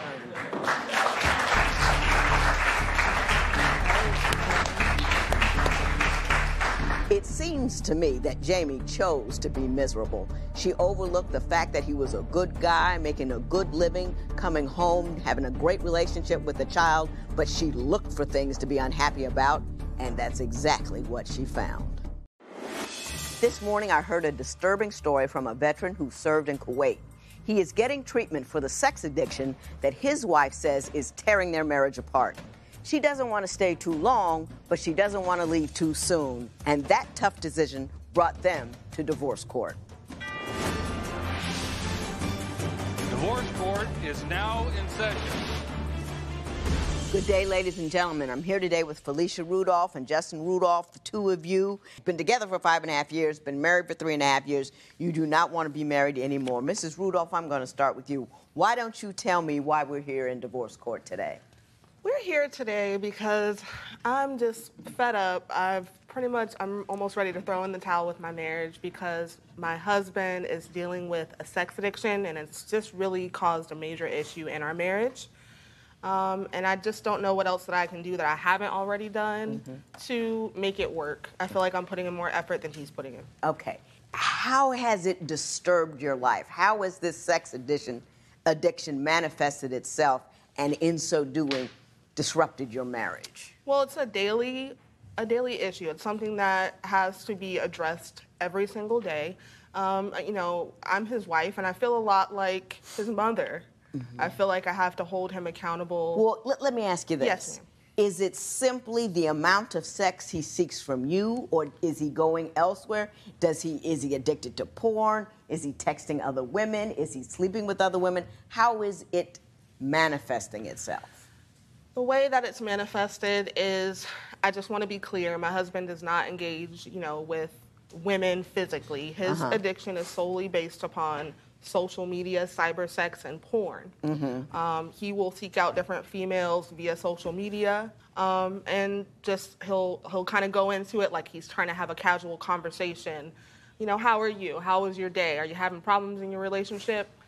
And then it'll slowly evolve into something very sexual. Yeah. One of the phrases that he always seems to use in these conversations is it'll go from, hey, how you doing? And then all of a sudden it'll go, I'm about to take a shower. What are you doing? And when I see that phrase, I'm about to take a shower, I know what's next. You know what's coming. Mr. Rudolph, do you agree that you do, in fact, have a sex addiction? Yes, Your Honor. And how long do you contend that you've had this affliction? If I think about it very clearly, I would say since a kid. Since you were young, like adolescent? About 10 years old. 10 years old. Have you sought out assistance for it, help? Counseling? I seek counseling once I got back from overseas. I did a little talk with a preacher, one of our chaplains overseas while I was in Kuwait about it. After I forced the issue? After she forced the issue. I really sought counseling when I got back, but never really kept up with it. Was it helpful at all? Not at first, no, because I felt pressured into doing it, and it didn't feel for the right reason, because growing up as a kid, I felt like I was doing everything for everybody else. So when she pressured me into seeking counseling, it was a big resistance because I wasn't ready to accept. Yeah, an addict's got to want to get clean before he can get clean of anything. So you making him go doesn't help at all. It took a long time to even get him to admit that this was an issue. You know, once the first relapse happened, or I don't want to call it a relapse, once the first incident happened that I became aware of, I did a little bit of research and put 2 and 2 together and realized that this is probably what it was. And at that point, I didn't really give him an option about it. Yeah. How does it interfere with your life on a daily basis? Are you so addicted that you're stuck to the computer, you can't work, you can't actively engage in your personal life, or is it just something that, you know? It varies from day to day. I mean, one day I might be fine, I can go okay without doing it. Other days I might be on my phone for hours. Just like she said, it goes from saying, hey, how you doing? And it's mostly seeking out females that I see that have relationship problems, females that are vulnerable. Vulnerable, yeah. So, and it makes it easy for me to reach out to them because they're in a situation that I feel like I'm in, you know, relationship problems. So I reach out to them. Well, what do you believe, other than the sex addiction? Because I'm gonna circle back to that later, though. What other relationship problems do you have with your wife?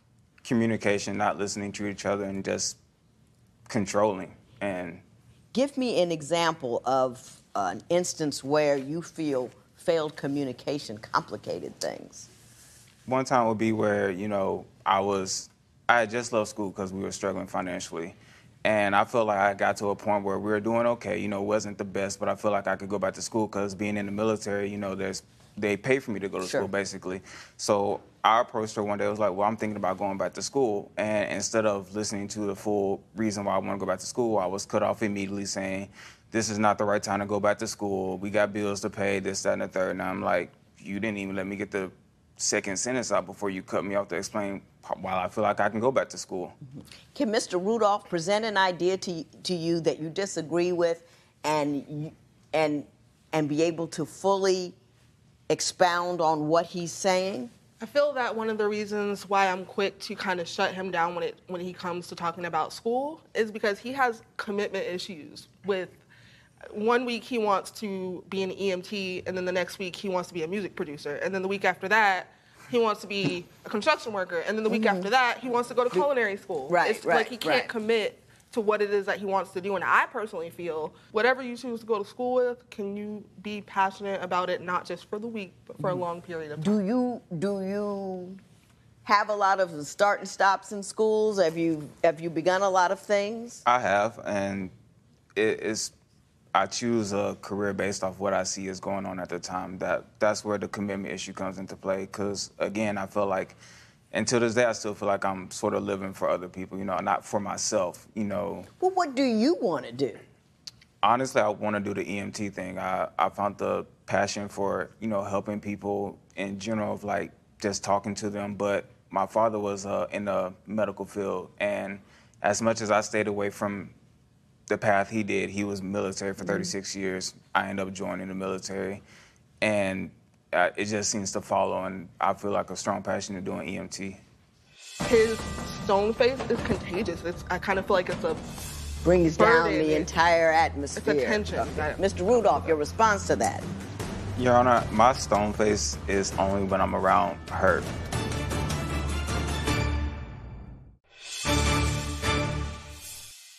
Ms. Rudolph, you said in your papers essentially that Mr. Rudolph is joyless. He walks around with he's like Dr. Grumpy, got an unhappy face. He's never joyful. Why don't you explain to me what your concerns is about his demeanor and how it affects you? Okay, well, firstly, I just want to say my name is Felicia. It means happiness, and I'm a really happy person. I like to laugh. I like to joke. I like to play around. That's just how I am, and I feel like he has adopted this permanent, what I call, stone face, and it's kind of like people when they get Botox and they try to laugh but their face doesn't move. He has like, if something is funny going on, even if he finds it funny, he kind of like resists laughing or smiling. And so, for instance, my family and I, we went to New Jersey, where I'm from, for a family reunion recently. We went to a carnival, and carnival's fun. And when we got to the carnival, I spent a good amount of that time trying to just convince him to be more personable, be more outgoing, laugh. Let's ride the roller coaster. It's fun. Yeah, just let him participate. His stone face is contagious. I kind of feel like it's a brings down the entire atmosphere. It's a tension. Mr. Rudolph, your response to that? Your Honor, my stone face is only when I'm around her, because I feel a sense of, it's a defense mechanism that I already feel that we're about to argue about something. Something's about to come up that we're not agreeing about, and it's just a defense mechanism that I've grasped. So you check out, you zone out in order to avoid any possible conflict. Yeah, I mean, like the carnival she's speaking about, we were there having a good time, and of course she's gonna speak on the time that she didn't see me smiling, but of course when she looks at me and I see her looking at me, she's got a stone face on her face. I'm like, oh, what do I do now? And so first thing out of my mouth is, why are you not smiling? The stone face came from the fact that... Why you're not smiling? So I'm like, I'm smiling. Let's keep going on with the carnival because we're trying to have fun with the kids. That's why we're here. This is not the appropriate time to be discussing this. We can discuss this amongst each other because it's not just a 2-second thing. She wants to talk for an hour about it. I'm not about to spend an hour at the carnival with my kids. Talk about why you're not smiling. Why I'm not smiling. That's just not the right place for it. Ms. Rudolph, it's a perfectly reasonable explanation he just gave me. But I take it you disagree. So I do. He resists. Anytime I tell him, hey, will you smile? He's like, I am smiling, but he's not smiling. Or, if I tell him, or if I ask him what's wrong, because his face would indicate that something's wrong. And I'll ask him what's wrong. Nothing. Just leave me alone. Like, nothing's wrong. But when you're constantly walking around with... Do you think that his explanation, that his lack of affect around you is a function of not wanting to get into anything with you holds any validity. I don't believe that at all. I know for sure whether or not he's dealing with me directly or not dealing with me directly, he has that face. Like, for instance, if I'm going to pick him up from work, I'll pull up and he'll walk out of the door with that face. If you're always, and I kind of get this idea that you're always on him a little bit, why aren't you smiling? Why don't you smile? Why can't you smile? This is great. You should be smiling. Bah, bah, bah, bah, bah, bah, bah, bah, bah. It's just annoying. And it's difficult to deal with because it's like a lot of incoming. It's a barrage of all of these. This is how you should feel. Why aren't you feeling the way I think you should feel? And you need to explain why it is you don't feel the way I think you ought to feel at this certain time in this certain moment. And when you barrage a person like that, they do shut down. Let the man be who he is. He's dealing with an addiction already. You know what I mean? We're sitting at the place getting our marriage certificate done. And when she's filling it out, she writes the 25th. And I'm like, my birthday's the 24th. And the lady's looking at me like, how you marrying a woman that can't even get your birthday right? I'm like... The fact that she can't get 24 or 25 is something you need to get over. Have you been living together for years but find that splitting up is as complicated as getting a divorce? Call toll-free at 1-877-311-2222 or visit our website at divorcecourt.com. Don't forget to join the conversation on social media. Go to facebook.com/divorcecourt and follow us on Twitter and Instagram @divorcecourt. If you would like your case to be heard on Divorce Court, call us toll-free at 1-877-311-2222 or log on to our website at divorcecourt.com. Follow us on Facebook and Instagram @divorcecourt. Now that I fussed at Mrs. Rudolph, I'm going to fuss at you. You say it's a big deal that she always gets your birthday wrong. You say you're born on the 24th and she broke down the 25th on the marriage certificate. Is that true? Yes, Your Honor. Now, why does that bother you? I mean, to most people, it wouldn't be an issue, okay? Like a friend, oh, I forgot your birthday, but this is my spouse I'm talking about, somebody I've known for going on 5 years now. You know, you should remember my birthday. I mean, we're sitting at the place getting our marriage certificate done, and when she's filling it out, she writes the 25th. And I'm like, my birthday's the 24th. And the lady's looking at me like, how you marrying a woman that can't even get your birthday right? I'm like, it's a little bit embarrassing when, you know, I know my friend's birthday. I would expect my spouse to know my birthday. I don't remember anybody's anything. I'm doing good to remember my own birthday. I had my age wrong for 2 years once. And my husband had to correct me. And we had to sit down and do the math because I swore I was 36 and I was really 35. Now look, there are things to get upset about. You know, this woman obviously cares about you. It's not like that she is dismissive or, if anything, she's a little too micromanaging. Yeah. And the fact that she can't get 24 or 25 is something you need to get over. I mean, you're right. It's silly. Period. Got it? Yes, Your Honor. Let's move on. You got other issues to deal with, you know? You know, you can't stay off the porn site. Don't worry about whether or not she knows it's the 24th or the 25th. Ms. Rudolph, if I could get him to do one thing that is manageable for him, that would allow you to remain in this union or at least encourage you to do so, what would that one thing be? As I've indicated to him on a million different occasions, when dealing with any addiction, in order to recover from it, you really have to make a daily commitment to your treatment. And I feel like he'll go 3 days of getting treatment and then 5 days of not getting treatment. And then I'll be on his back. I'll be on his back and I'll say, you know, did you call your meeting today? And he'll be like, yeah. And then sometimes I'll pick up his phone and check his call log and there was no such call made. And again, I'm being forced to play his mother when I want to be his wife, not his mother. And I need him to make a daily commitment where I don't have to hold him accountable, and have that inspiration within himself to get better. Because whether or not I'm with him or not, he can't go through his life with this addiction. It's going to affect him in more ways than one. Can I say this to you? The more you said, I had indicated to him a million different times. That's what you just said. This man is not going to do it. Right. because you're pestering him about it.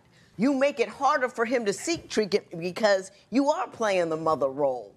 And you after you all the time. Remember the teacher in Charlie Brown? Just, all of that. It's just noise to him because it's all of the time. And quiet as it kept, how crazy is it to continue to do something that isn't working?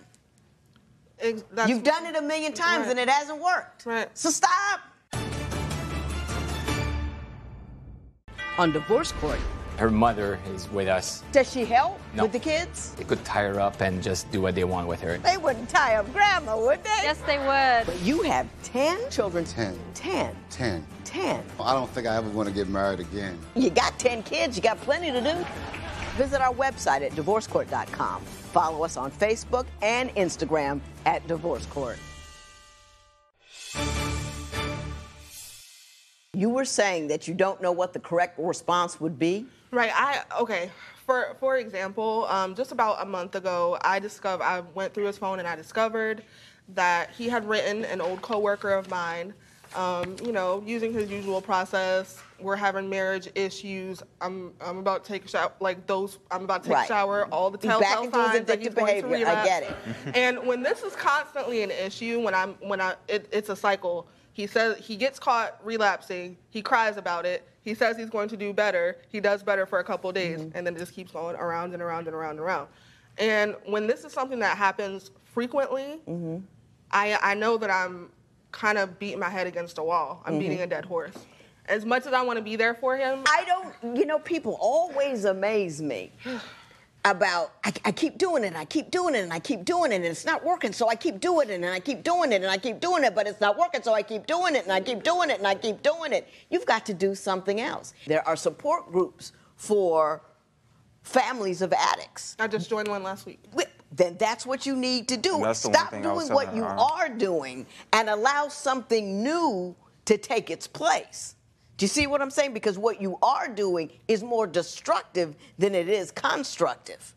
They will tell you how to best deal with an addict without becoming a ping pong ball in his little cycle going on over there. Mr. Rudolph, you're going to lose your wife if you don't get serious. You understand that? And I've gotten serious with it because I understand that I do need to get it better, and I'm doing that, but it's kind of hard to get better when you got somebody in your ear. Instead of enjoying good times that we have together, all you see is, well, did you call the meeting? Well, did you do this? Well, can we go on a nice date? Something different. I got that. But I already fussed at her about that. Did you hear me? I did. I was loud and clear about what she needed to do. And I'm going to say one more thing to you. And I know it's an addiction and all this kind of stuff. But let me tell you something. When you're texting those women on social media whose relationships aren't good, they are vulnerable, and that's got a little bit of predator in it, and you don't have that right. I don't care how sick you are. That is a dirty thing to do, to take somebody who is vulnerable in a weak situation. You don't know if they're in an abusive situation. You don't know what's going on at their house, and then fill their head with lies and they think that something else is going on. You don't know if their husband's going to see it and what's going to happen to them then. You don't know how devastated they are going to be because their self-esteem is probably already low because their relationship sucks. And here you come faking them out and lying to them. Just because you can't see their face doesn't mean you're not victimizing them. And you are, and you need to cut that out. Do you understand what I'm saying to you? Yes, Your Honor. Remember, don't be a predator. You can be sick if you're sick, you're sick. But don't be a predator. We're not having that. Yes, Your Honor. Good luck to the both of you. This matter is adjourned.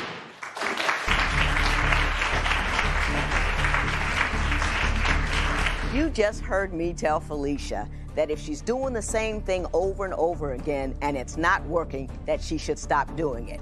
Ask yourself this: are you doing the same thing over and over again and it's not working? And if so, stop it. This morning I heard a good case. A recent study reports that the number of stay-at-home mothers is increasing, and some of them are reporting an increasing level of discontent as well. The couple I met today faced their frustrations and insecurities when they came in to divorce court. Divorce court is now in session. Good day, ladies and gentlemen. I'm here today with Shannon Lewis and Mariah Sanders. The two of you have been together for 3 years. Mr. Lewis, you have 4 children with 3 different babies' mothers. Ms. Sanders, you have a couple of kids yourself, but you don't have any kids between you. You do not want to be together anymore, hence you are in divorce court. Mr. Lewis, I'm going to start with you. Why don't you tell me a little bit about this relationship and why we're here today? All right, how you doing, Judge? Well, first off, I've been with Mariah for the past 4 years, and I just don't think the relationship quite where it should be. She's lazy. She hasn't had a job since the time we've been together. And I mean, I quite don't feel that's fair. She's gonna try to tell you she's been a dancer. I don't consider that to be a job, especially if it's not helping us get to the next step in life. So I just feel like at this point I'm drowned with having to help with her situation as far as her kids, what I bring to the table as well. Because I was gainfully employed for the first 3 years. I worked, I supported everything we needed, and I just don't feel like she was there. She hasn't got up and tried. She hasn't went to go to school. She hasn't applied for a real job. They haven't done anything. She's just been cool with the way I come in. It's just, I got it, I don't got it. Okay, she sit there, she cool with it. She don't clean the house. I argue with her about simple things as washing the clothes. There's been situations where I just started off washing the clothes, left her to finish, and I'm coming back in to finish with that, folding the clothes, and she has the audacity to do things such. Fold her own clothes up and leave the rest of the clothes in the pile. It's kids in the house, my clothes, bathroom stuff, and it's just, that's not important to her. It's just all about her, and I just feel fed up at this point. Ms. Sanders, he says you're lazy, sloppy, unemployed, and he's sick of you. What is your response to that? He feel like he wants everything done right then and there. It got to be done right then and there. If it's been sitting there for like 2 weeks, it should have been done already. Hang on, Mr. Lewis. Hang on, Mr. Lewis. Are you working right now? Are you working outside the home? Not right now. No, I'm at home. How long does it take you to get the clothes together after you've washed them? Until I remind her. Mr. Lewis? It doesn't take me long to get the clothes together. He wants me to, right then when he say wash the clothes, and then as soon as they come out the dryer, fold the clothes and put the clothes up. Okay, I understand you gotta, I understand you gotta fold the clothes, put the clothes up, all that. I understand that. But I have other things in the household that I have to do besides just fold clothes. So I'm multitasking. I'm cleaning up. I'm taking care of the kids. I'm doing everything I got to do. So sometimes right then and now, I can't just stop and just fold clothes. Now, is folding clothes the focal point of your anger? I mean, is it her entire... It's the entire consistent flow of what consists with running a household. Multitasking, you a mom, you're supposed to be able to wash the kids, fold clothes, and get dinner ready. It shouldn't take you 4 hours to do one thing, so now the next thing got to wait till the next day. Is everything else, though, taken care of other than the clothes getting folded? No, to her, watching the kids is just letting them run around the house, not bother her. That's why I'm the mean man. When I come in, things get back in order. They not jumping around on the furniture. They not got toys all in my front room, none of that. They don't mess with you. But when she's home, it's all fun. It's because don't nobody got no responsibilities. Kids' room terrible. Like I say, the laundry is halfway done. But it's still just the principle of them knowing that they have to do these things. Do you have any structure in your household? They kids, they young kids. Have a routine. Do you teach them? Do you sit down and work with them? Yes. Do you read to them? Yes. I read them bedtime stories before they go to bed. I do all that. Sometimes they want to play. They in the house all the time. It's cold outside. They can't go to the park or go to the beach like they normally like to do. So they got to exercise their legs. They want to run around and play. I don't see nothing wrong with that. I don't think that that's them being out of control or anything like that. Let me ask you this. Is the household generally in order? Do you have a drop-by household? Like, I don't have a drop-by household. You got to call me first so I can pick some things up before you come by. Do you have a drop-by household, or do you need a phone call? The first thing I do when I first wake up in the morning is clean up the house. We don't have a very big apartment. No. Because I don't. She like behind closed doors clean. Behind closed doors clean. If you can't see it, that don't mean it's clean. Like the front room. That's considered clean. As long as that floor vacuumed and all that's together, she's cool. The rest of it doesn't matter. No. And you don't cook dinner at 8:30, 9 o'clock in the evening, and kids got to eat and get ready for school tomorrow because you sitting down reading your phone. I cook his dinner at 8:30, 9 o'clock in the evening. The kids like to eat stuff like pizza, noodles, kid food. But we still eat as a whole. We still eat as a whole. Hang on. You're not just feeding the kids pizza and noodles, are you? No, definitely not. No, they like chicken, macaroni, all that. They like. I haven't heard a vegetable yet. I fit the vegetables in when I can, when they want. They don't like vegetables like that. They're not no big vegetable fans. Okay, well, Another example. Oh, go ahead. Halloween, she's sitting there. She agreed to watch her friends' kids and also take the kids trick-or-treating. I'm gonna stay at home. My agreement was to buy candy and watch scary movies. Now that I don't wanna go trick-or-treating with them and her friends' kids, and that's the whole situation blew off. Whole argument, just then destroyed the whole kids' little feelings. I don't know what the heck happened on Halloween. Explain that to me again. She was supposed to take her friends' kids and her kids out trick-or-treating. Yep. What happened? She wanted me to go, and I said no. What I wanted to do with the kids was stay in, buy their candy, and watch scary movies. Same type of setting, same thing. So she wanted to do that. Okay, go out and do it. Once I said I didn't want to do it, now she don't want to do it. Me and her arguing when it's supposed to have been about the kids going trick or treating. And you agreed to watch your friends' kids, not me. No, I don't have nothing to do with that. Did you get to arguing on Halloween about taking the kids trick or treating? Yes, because first of all, him wanting to keep the kids in the house and just buy candy, that's not fun. It was cold. When I was and young, outside. I didn't want to stay in the house and just buy me candy. No, I wanted to go trick-or-treating. So, yeah, of course, I agreed to watch the girl kids, but we got 3 kids, too. Why does he have to go? Because we have 3 kids, and then there's 2 kids, so... Well, you should have thought about that before you asked other kids over. If you wanted to go trick-or-treating... No, I didn't ask other kids over. She wanted me to watch the kids because she was working and she didn't have a babysitter. So I agreed to watch them because she was going to pay me to watch them. Yeah, but that's the knife you have to fall on. He didn't agree to watch those kids. Yeah, but why you can't come out outside and at least enjoy Halloween with 3 kids? I understand, okay, you don't want nothing to do with her kids, but still... He didn't want to go trick-or-treating. I wanted to stay in the house. You wanted to go trick-or-treating. He had a plan. You had a plan. You take care of your business. He takes care of his business. And I'll be at home, and we're going to finish it off, and they got the best of both worlds. We didn't have to argue, none of that. So that's what's consistent in our household with the problem between me and her. You was going to upset them because, first of all, they had their costumes on. They wanted to go outside trick-or-treating. But you told them you weren't taking them out trick-or-treating. That was your agreement with them. You can't just buy them candy and then just tell them, yeah, just stay in the house. Y'all going to eat some candy. That's why you agreed to take them trick-or-treating, and once you said you wasn't, that was your fault. Y'all standing in a courtroom arguing about Halloween. Grown folk. Come on now. Let's step up and step past that. In order to be a good scripter, you got to be energetic and on your job.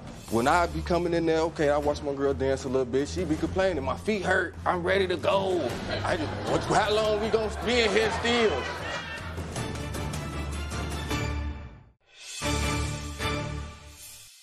Now, Ms. Sanders, and I want you to step back and step away from what you do every day and ask yourself, is there any truth whatever in what Mr. Lewis says? No, I don't think it's true, because I don't think me not folding the clothes right then and there. We're not going to talk about those clothes anymore. Well, no more with the folding the clothes, okay? Let's go past that. Is there stuff that's not done that you can specifically itemize for me other than the folded clothes? The biggest part is us financially being able to progress. Like I say, in 4 years, she haven't attempted to even look for employment while I've been carrying the load.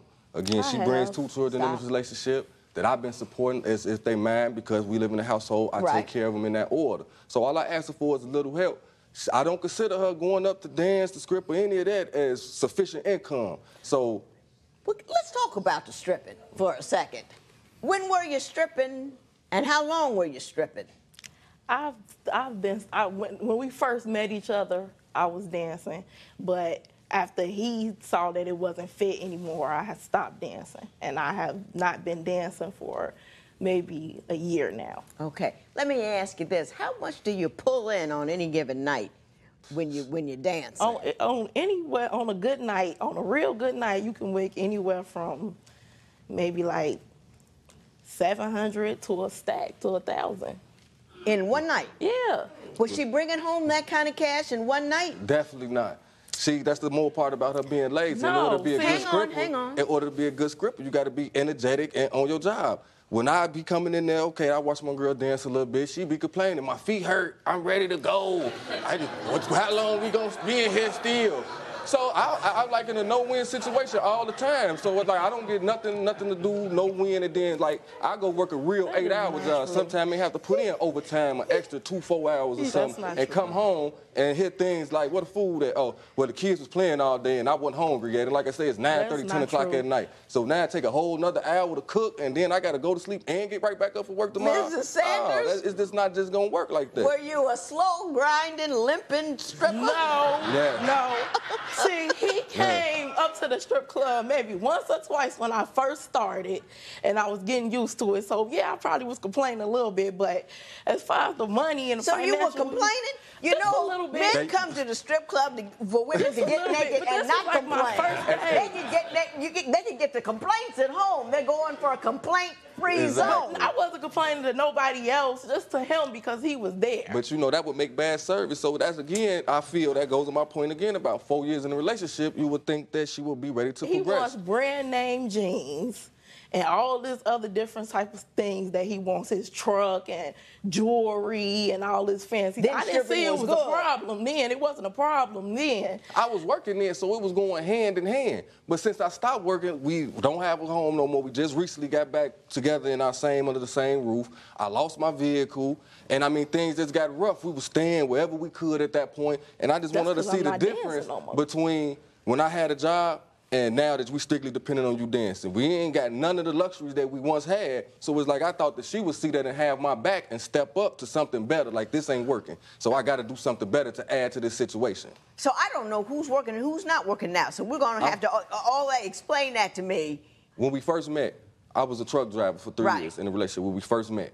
And then I lost my job. Right. So now I'm doing miscellaneous little things, temporary service Picking up work, hustling, doing the best you can. Right, and once I lost my job initially, I was making a decent amount. I had a lot of money saved up. So we was living off of that. But when you don't have no income coming in and you steady spending out, living the same lifestyle as she said, the brand names, the going out, the money gets spent fast. Were you living the same lifestyle? Yes. Well, let's talk about that. That's not being mature, not being smart, you know. Everything fun until it get real. And once it got real, it's still just fun to her.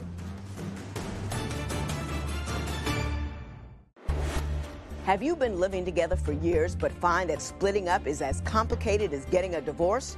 Call toll-free at 1-877-311-2222 or visit our website at divorcecourt.com. Don't forget to join the conversation on social media. Go to facebook.com/divorcecourt and follow us on Twitter and Instagram @divorcecourt.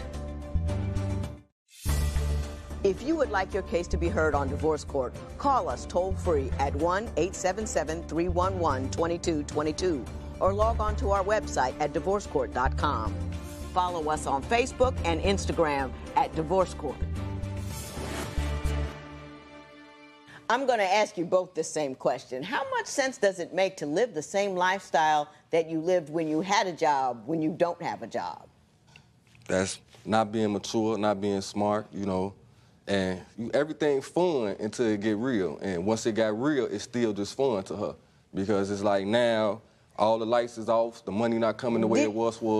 Ms. Sanders, did you ever stop and say, hey, we can't spend money like this anymore because that good money that he was making when he was a truck driver is no longer coming through? Did that ever cross your mind? Nope. Nope.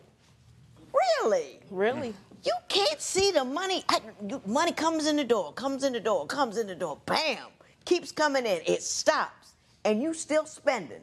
That didn't, nothing.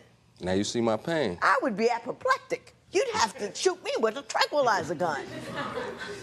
And that's why I feel as a woman, she's not playing her role, because a woman stands by and see like it's getting hard for this man, so let me step up to the plate and do something. For 4 years, he carried us and let me just relax, and I didn't even do the little things. Why didn't you make an effort to get out there and get a job? I have. I've been trying to get jobs. I've been filling out job applications. I've been doing everything I can. I just haven't been lucky to find a job. I've been trying to find a job. I don't believe it. Like, you got to put yourself in a situation you know what, to get Ms. a job. Sanders, you know, sometimes the economy is rough, but we're not in the trough anymore.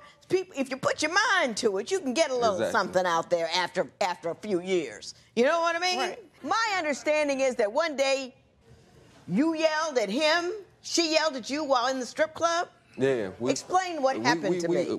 She at work doing her thing or whatever, and I'm at the bar. I'm socializing with one of the girls there or whatever. So I'm hearing something, but I'm playing it off like, no, it can't be. And I hear it again, getting louder, Shannon, Shannon. And then I'm like, hey, I turned around, it's her. Now I'm ready to leave, standing there looking at me with the face. So everybody looking at me like, dang, what's wrong with her? What's wrong with them? But I'm like, dang, how you gonna put me on blast? How you gonna put me on blast like that? And you run around here in high heels with your tail out all day long, and I just gotta deal with it. So I'm like, okay, I'm playing the role too. So, you know, we socializing. What's wrong with more that? than socializing. Ms. Sanders, did you holler at him in the strip club because he wouldn't stop talking? Yes. Why? Because, first of all, he wasn't socializing. The girl was all in his face. He all in her face. They had been sitting there, it seemed like over 30 minutes, maybe almost an hour. Still, I was watching you. And they were just too close. It wasn't like no friendly, casual. Like, anything casual would have been over within 10 minutes. They was like really just sitting Do you there, think you might have overreacted a bit conversation since he was in the club, he knew you were there, you were on the stage dancing, he knew you could see him. So do you think that was really something that he was doing? Yeah. Yes, because we have been known to go in clubs before and for him to be all in females' faces, and I'm just sitting there looking. Are you all flagrant with it, Mr. Lewis? Do you go in where she's working and talk to other women, get all close? We having fun. We supposed to socialize, and there's other women there, they dance, we dance. You don't have to so it ain't nothing past that. We going home at the end of the day, so that's all that matters. It's just like her getting up there shaking and dancing. It was a little innocent flirting is what you said. Yeah, just a little fun. I'm a man, she look good, okay, hey, whatever. Pulling out your phone and getting phone numbers and all networking. that ain't That's networking. I'm helping her career get better. Networking. You know, she might be able to help give us some dance lessons or something. Yeah, I know what network you on. Right. On Divorce Court, I hear it all. Do you need help with your relationship? He has told you that he does not do women's work. When it comes to doing domestic work like laundry, he's told me, oh, I don't do women's work. What do I have you here for? Ooh, we're gonna have to get you bodyguards to get out of here if you said something like that. Visit our website at divorcecourt.com. Follow us on Facebook and Instagram at Divorce Court. Ms. Sanders, you claim that he has scandalous behavior a lot. You contend one time you came home early and there was a woman in the kitchen with her shirt off? No, he was in the kitchen cooking chicken for her or whoever he was cooking for with his shirt off. I was cooking chicken for my house. She was sitting there watching him cook the chicken or whatever she was doing. Bare-chested.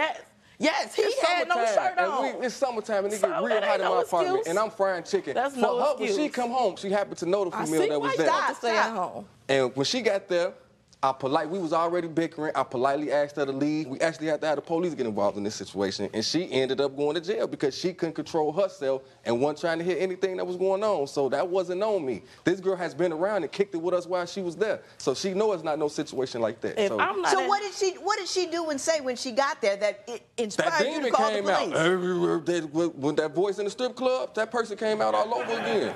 What did she do? She tried to start attacking me, tried attacking the girl, and that's why I had to call the police. When the police arrived, they had to take her to jail because she was belligerent, just going crazy and wasn't trying to listen. Did you lose your mind in the kitchen? I didn't necessarily lose my mind. I felt like the whole situation was wrong. I come back home and you in the kitchen cooking with your shirt off. And then I get there and she had the nerve to ask, should I leave? What do you mean, should you leave? Yes, you should leave. Yes.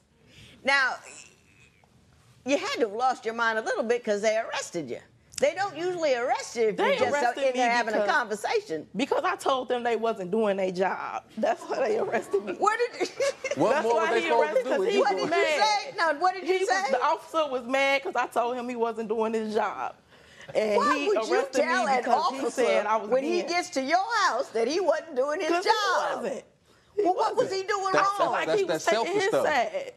Because she wrong. Because you come to the apartment not listening, trying to fight and argue. That ain't how things go. That ain't how adults operate. We supposed to talk and understand what's going on. You people are a hot mess and I got a headache. I'm calling a recess. I'll be back in a minute.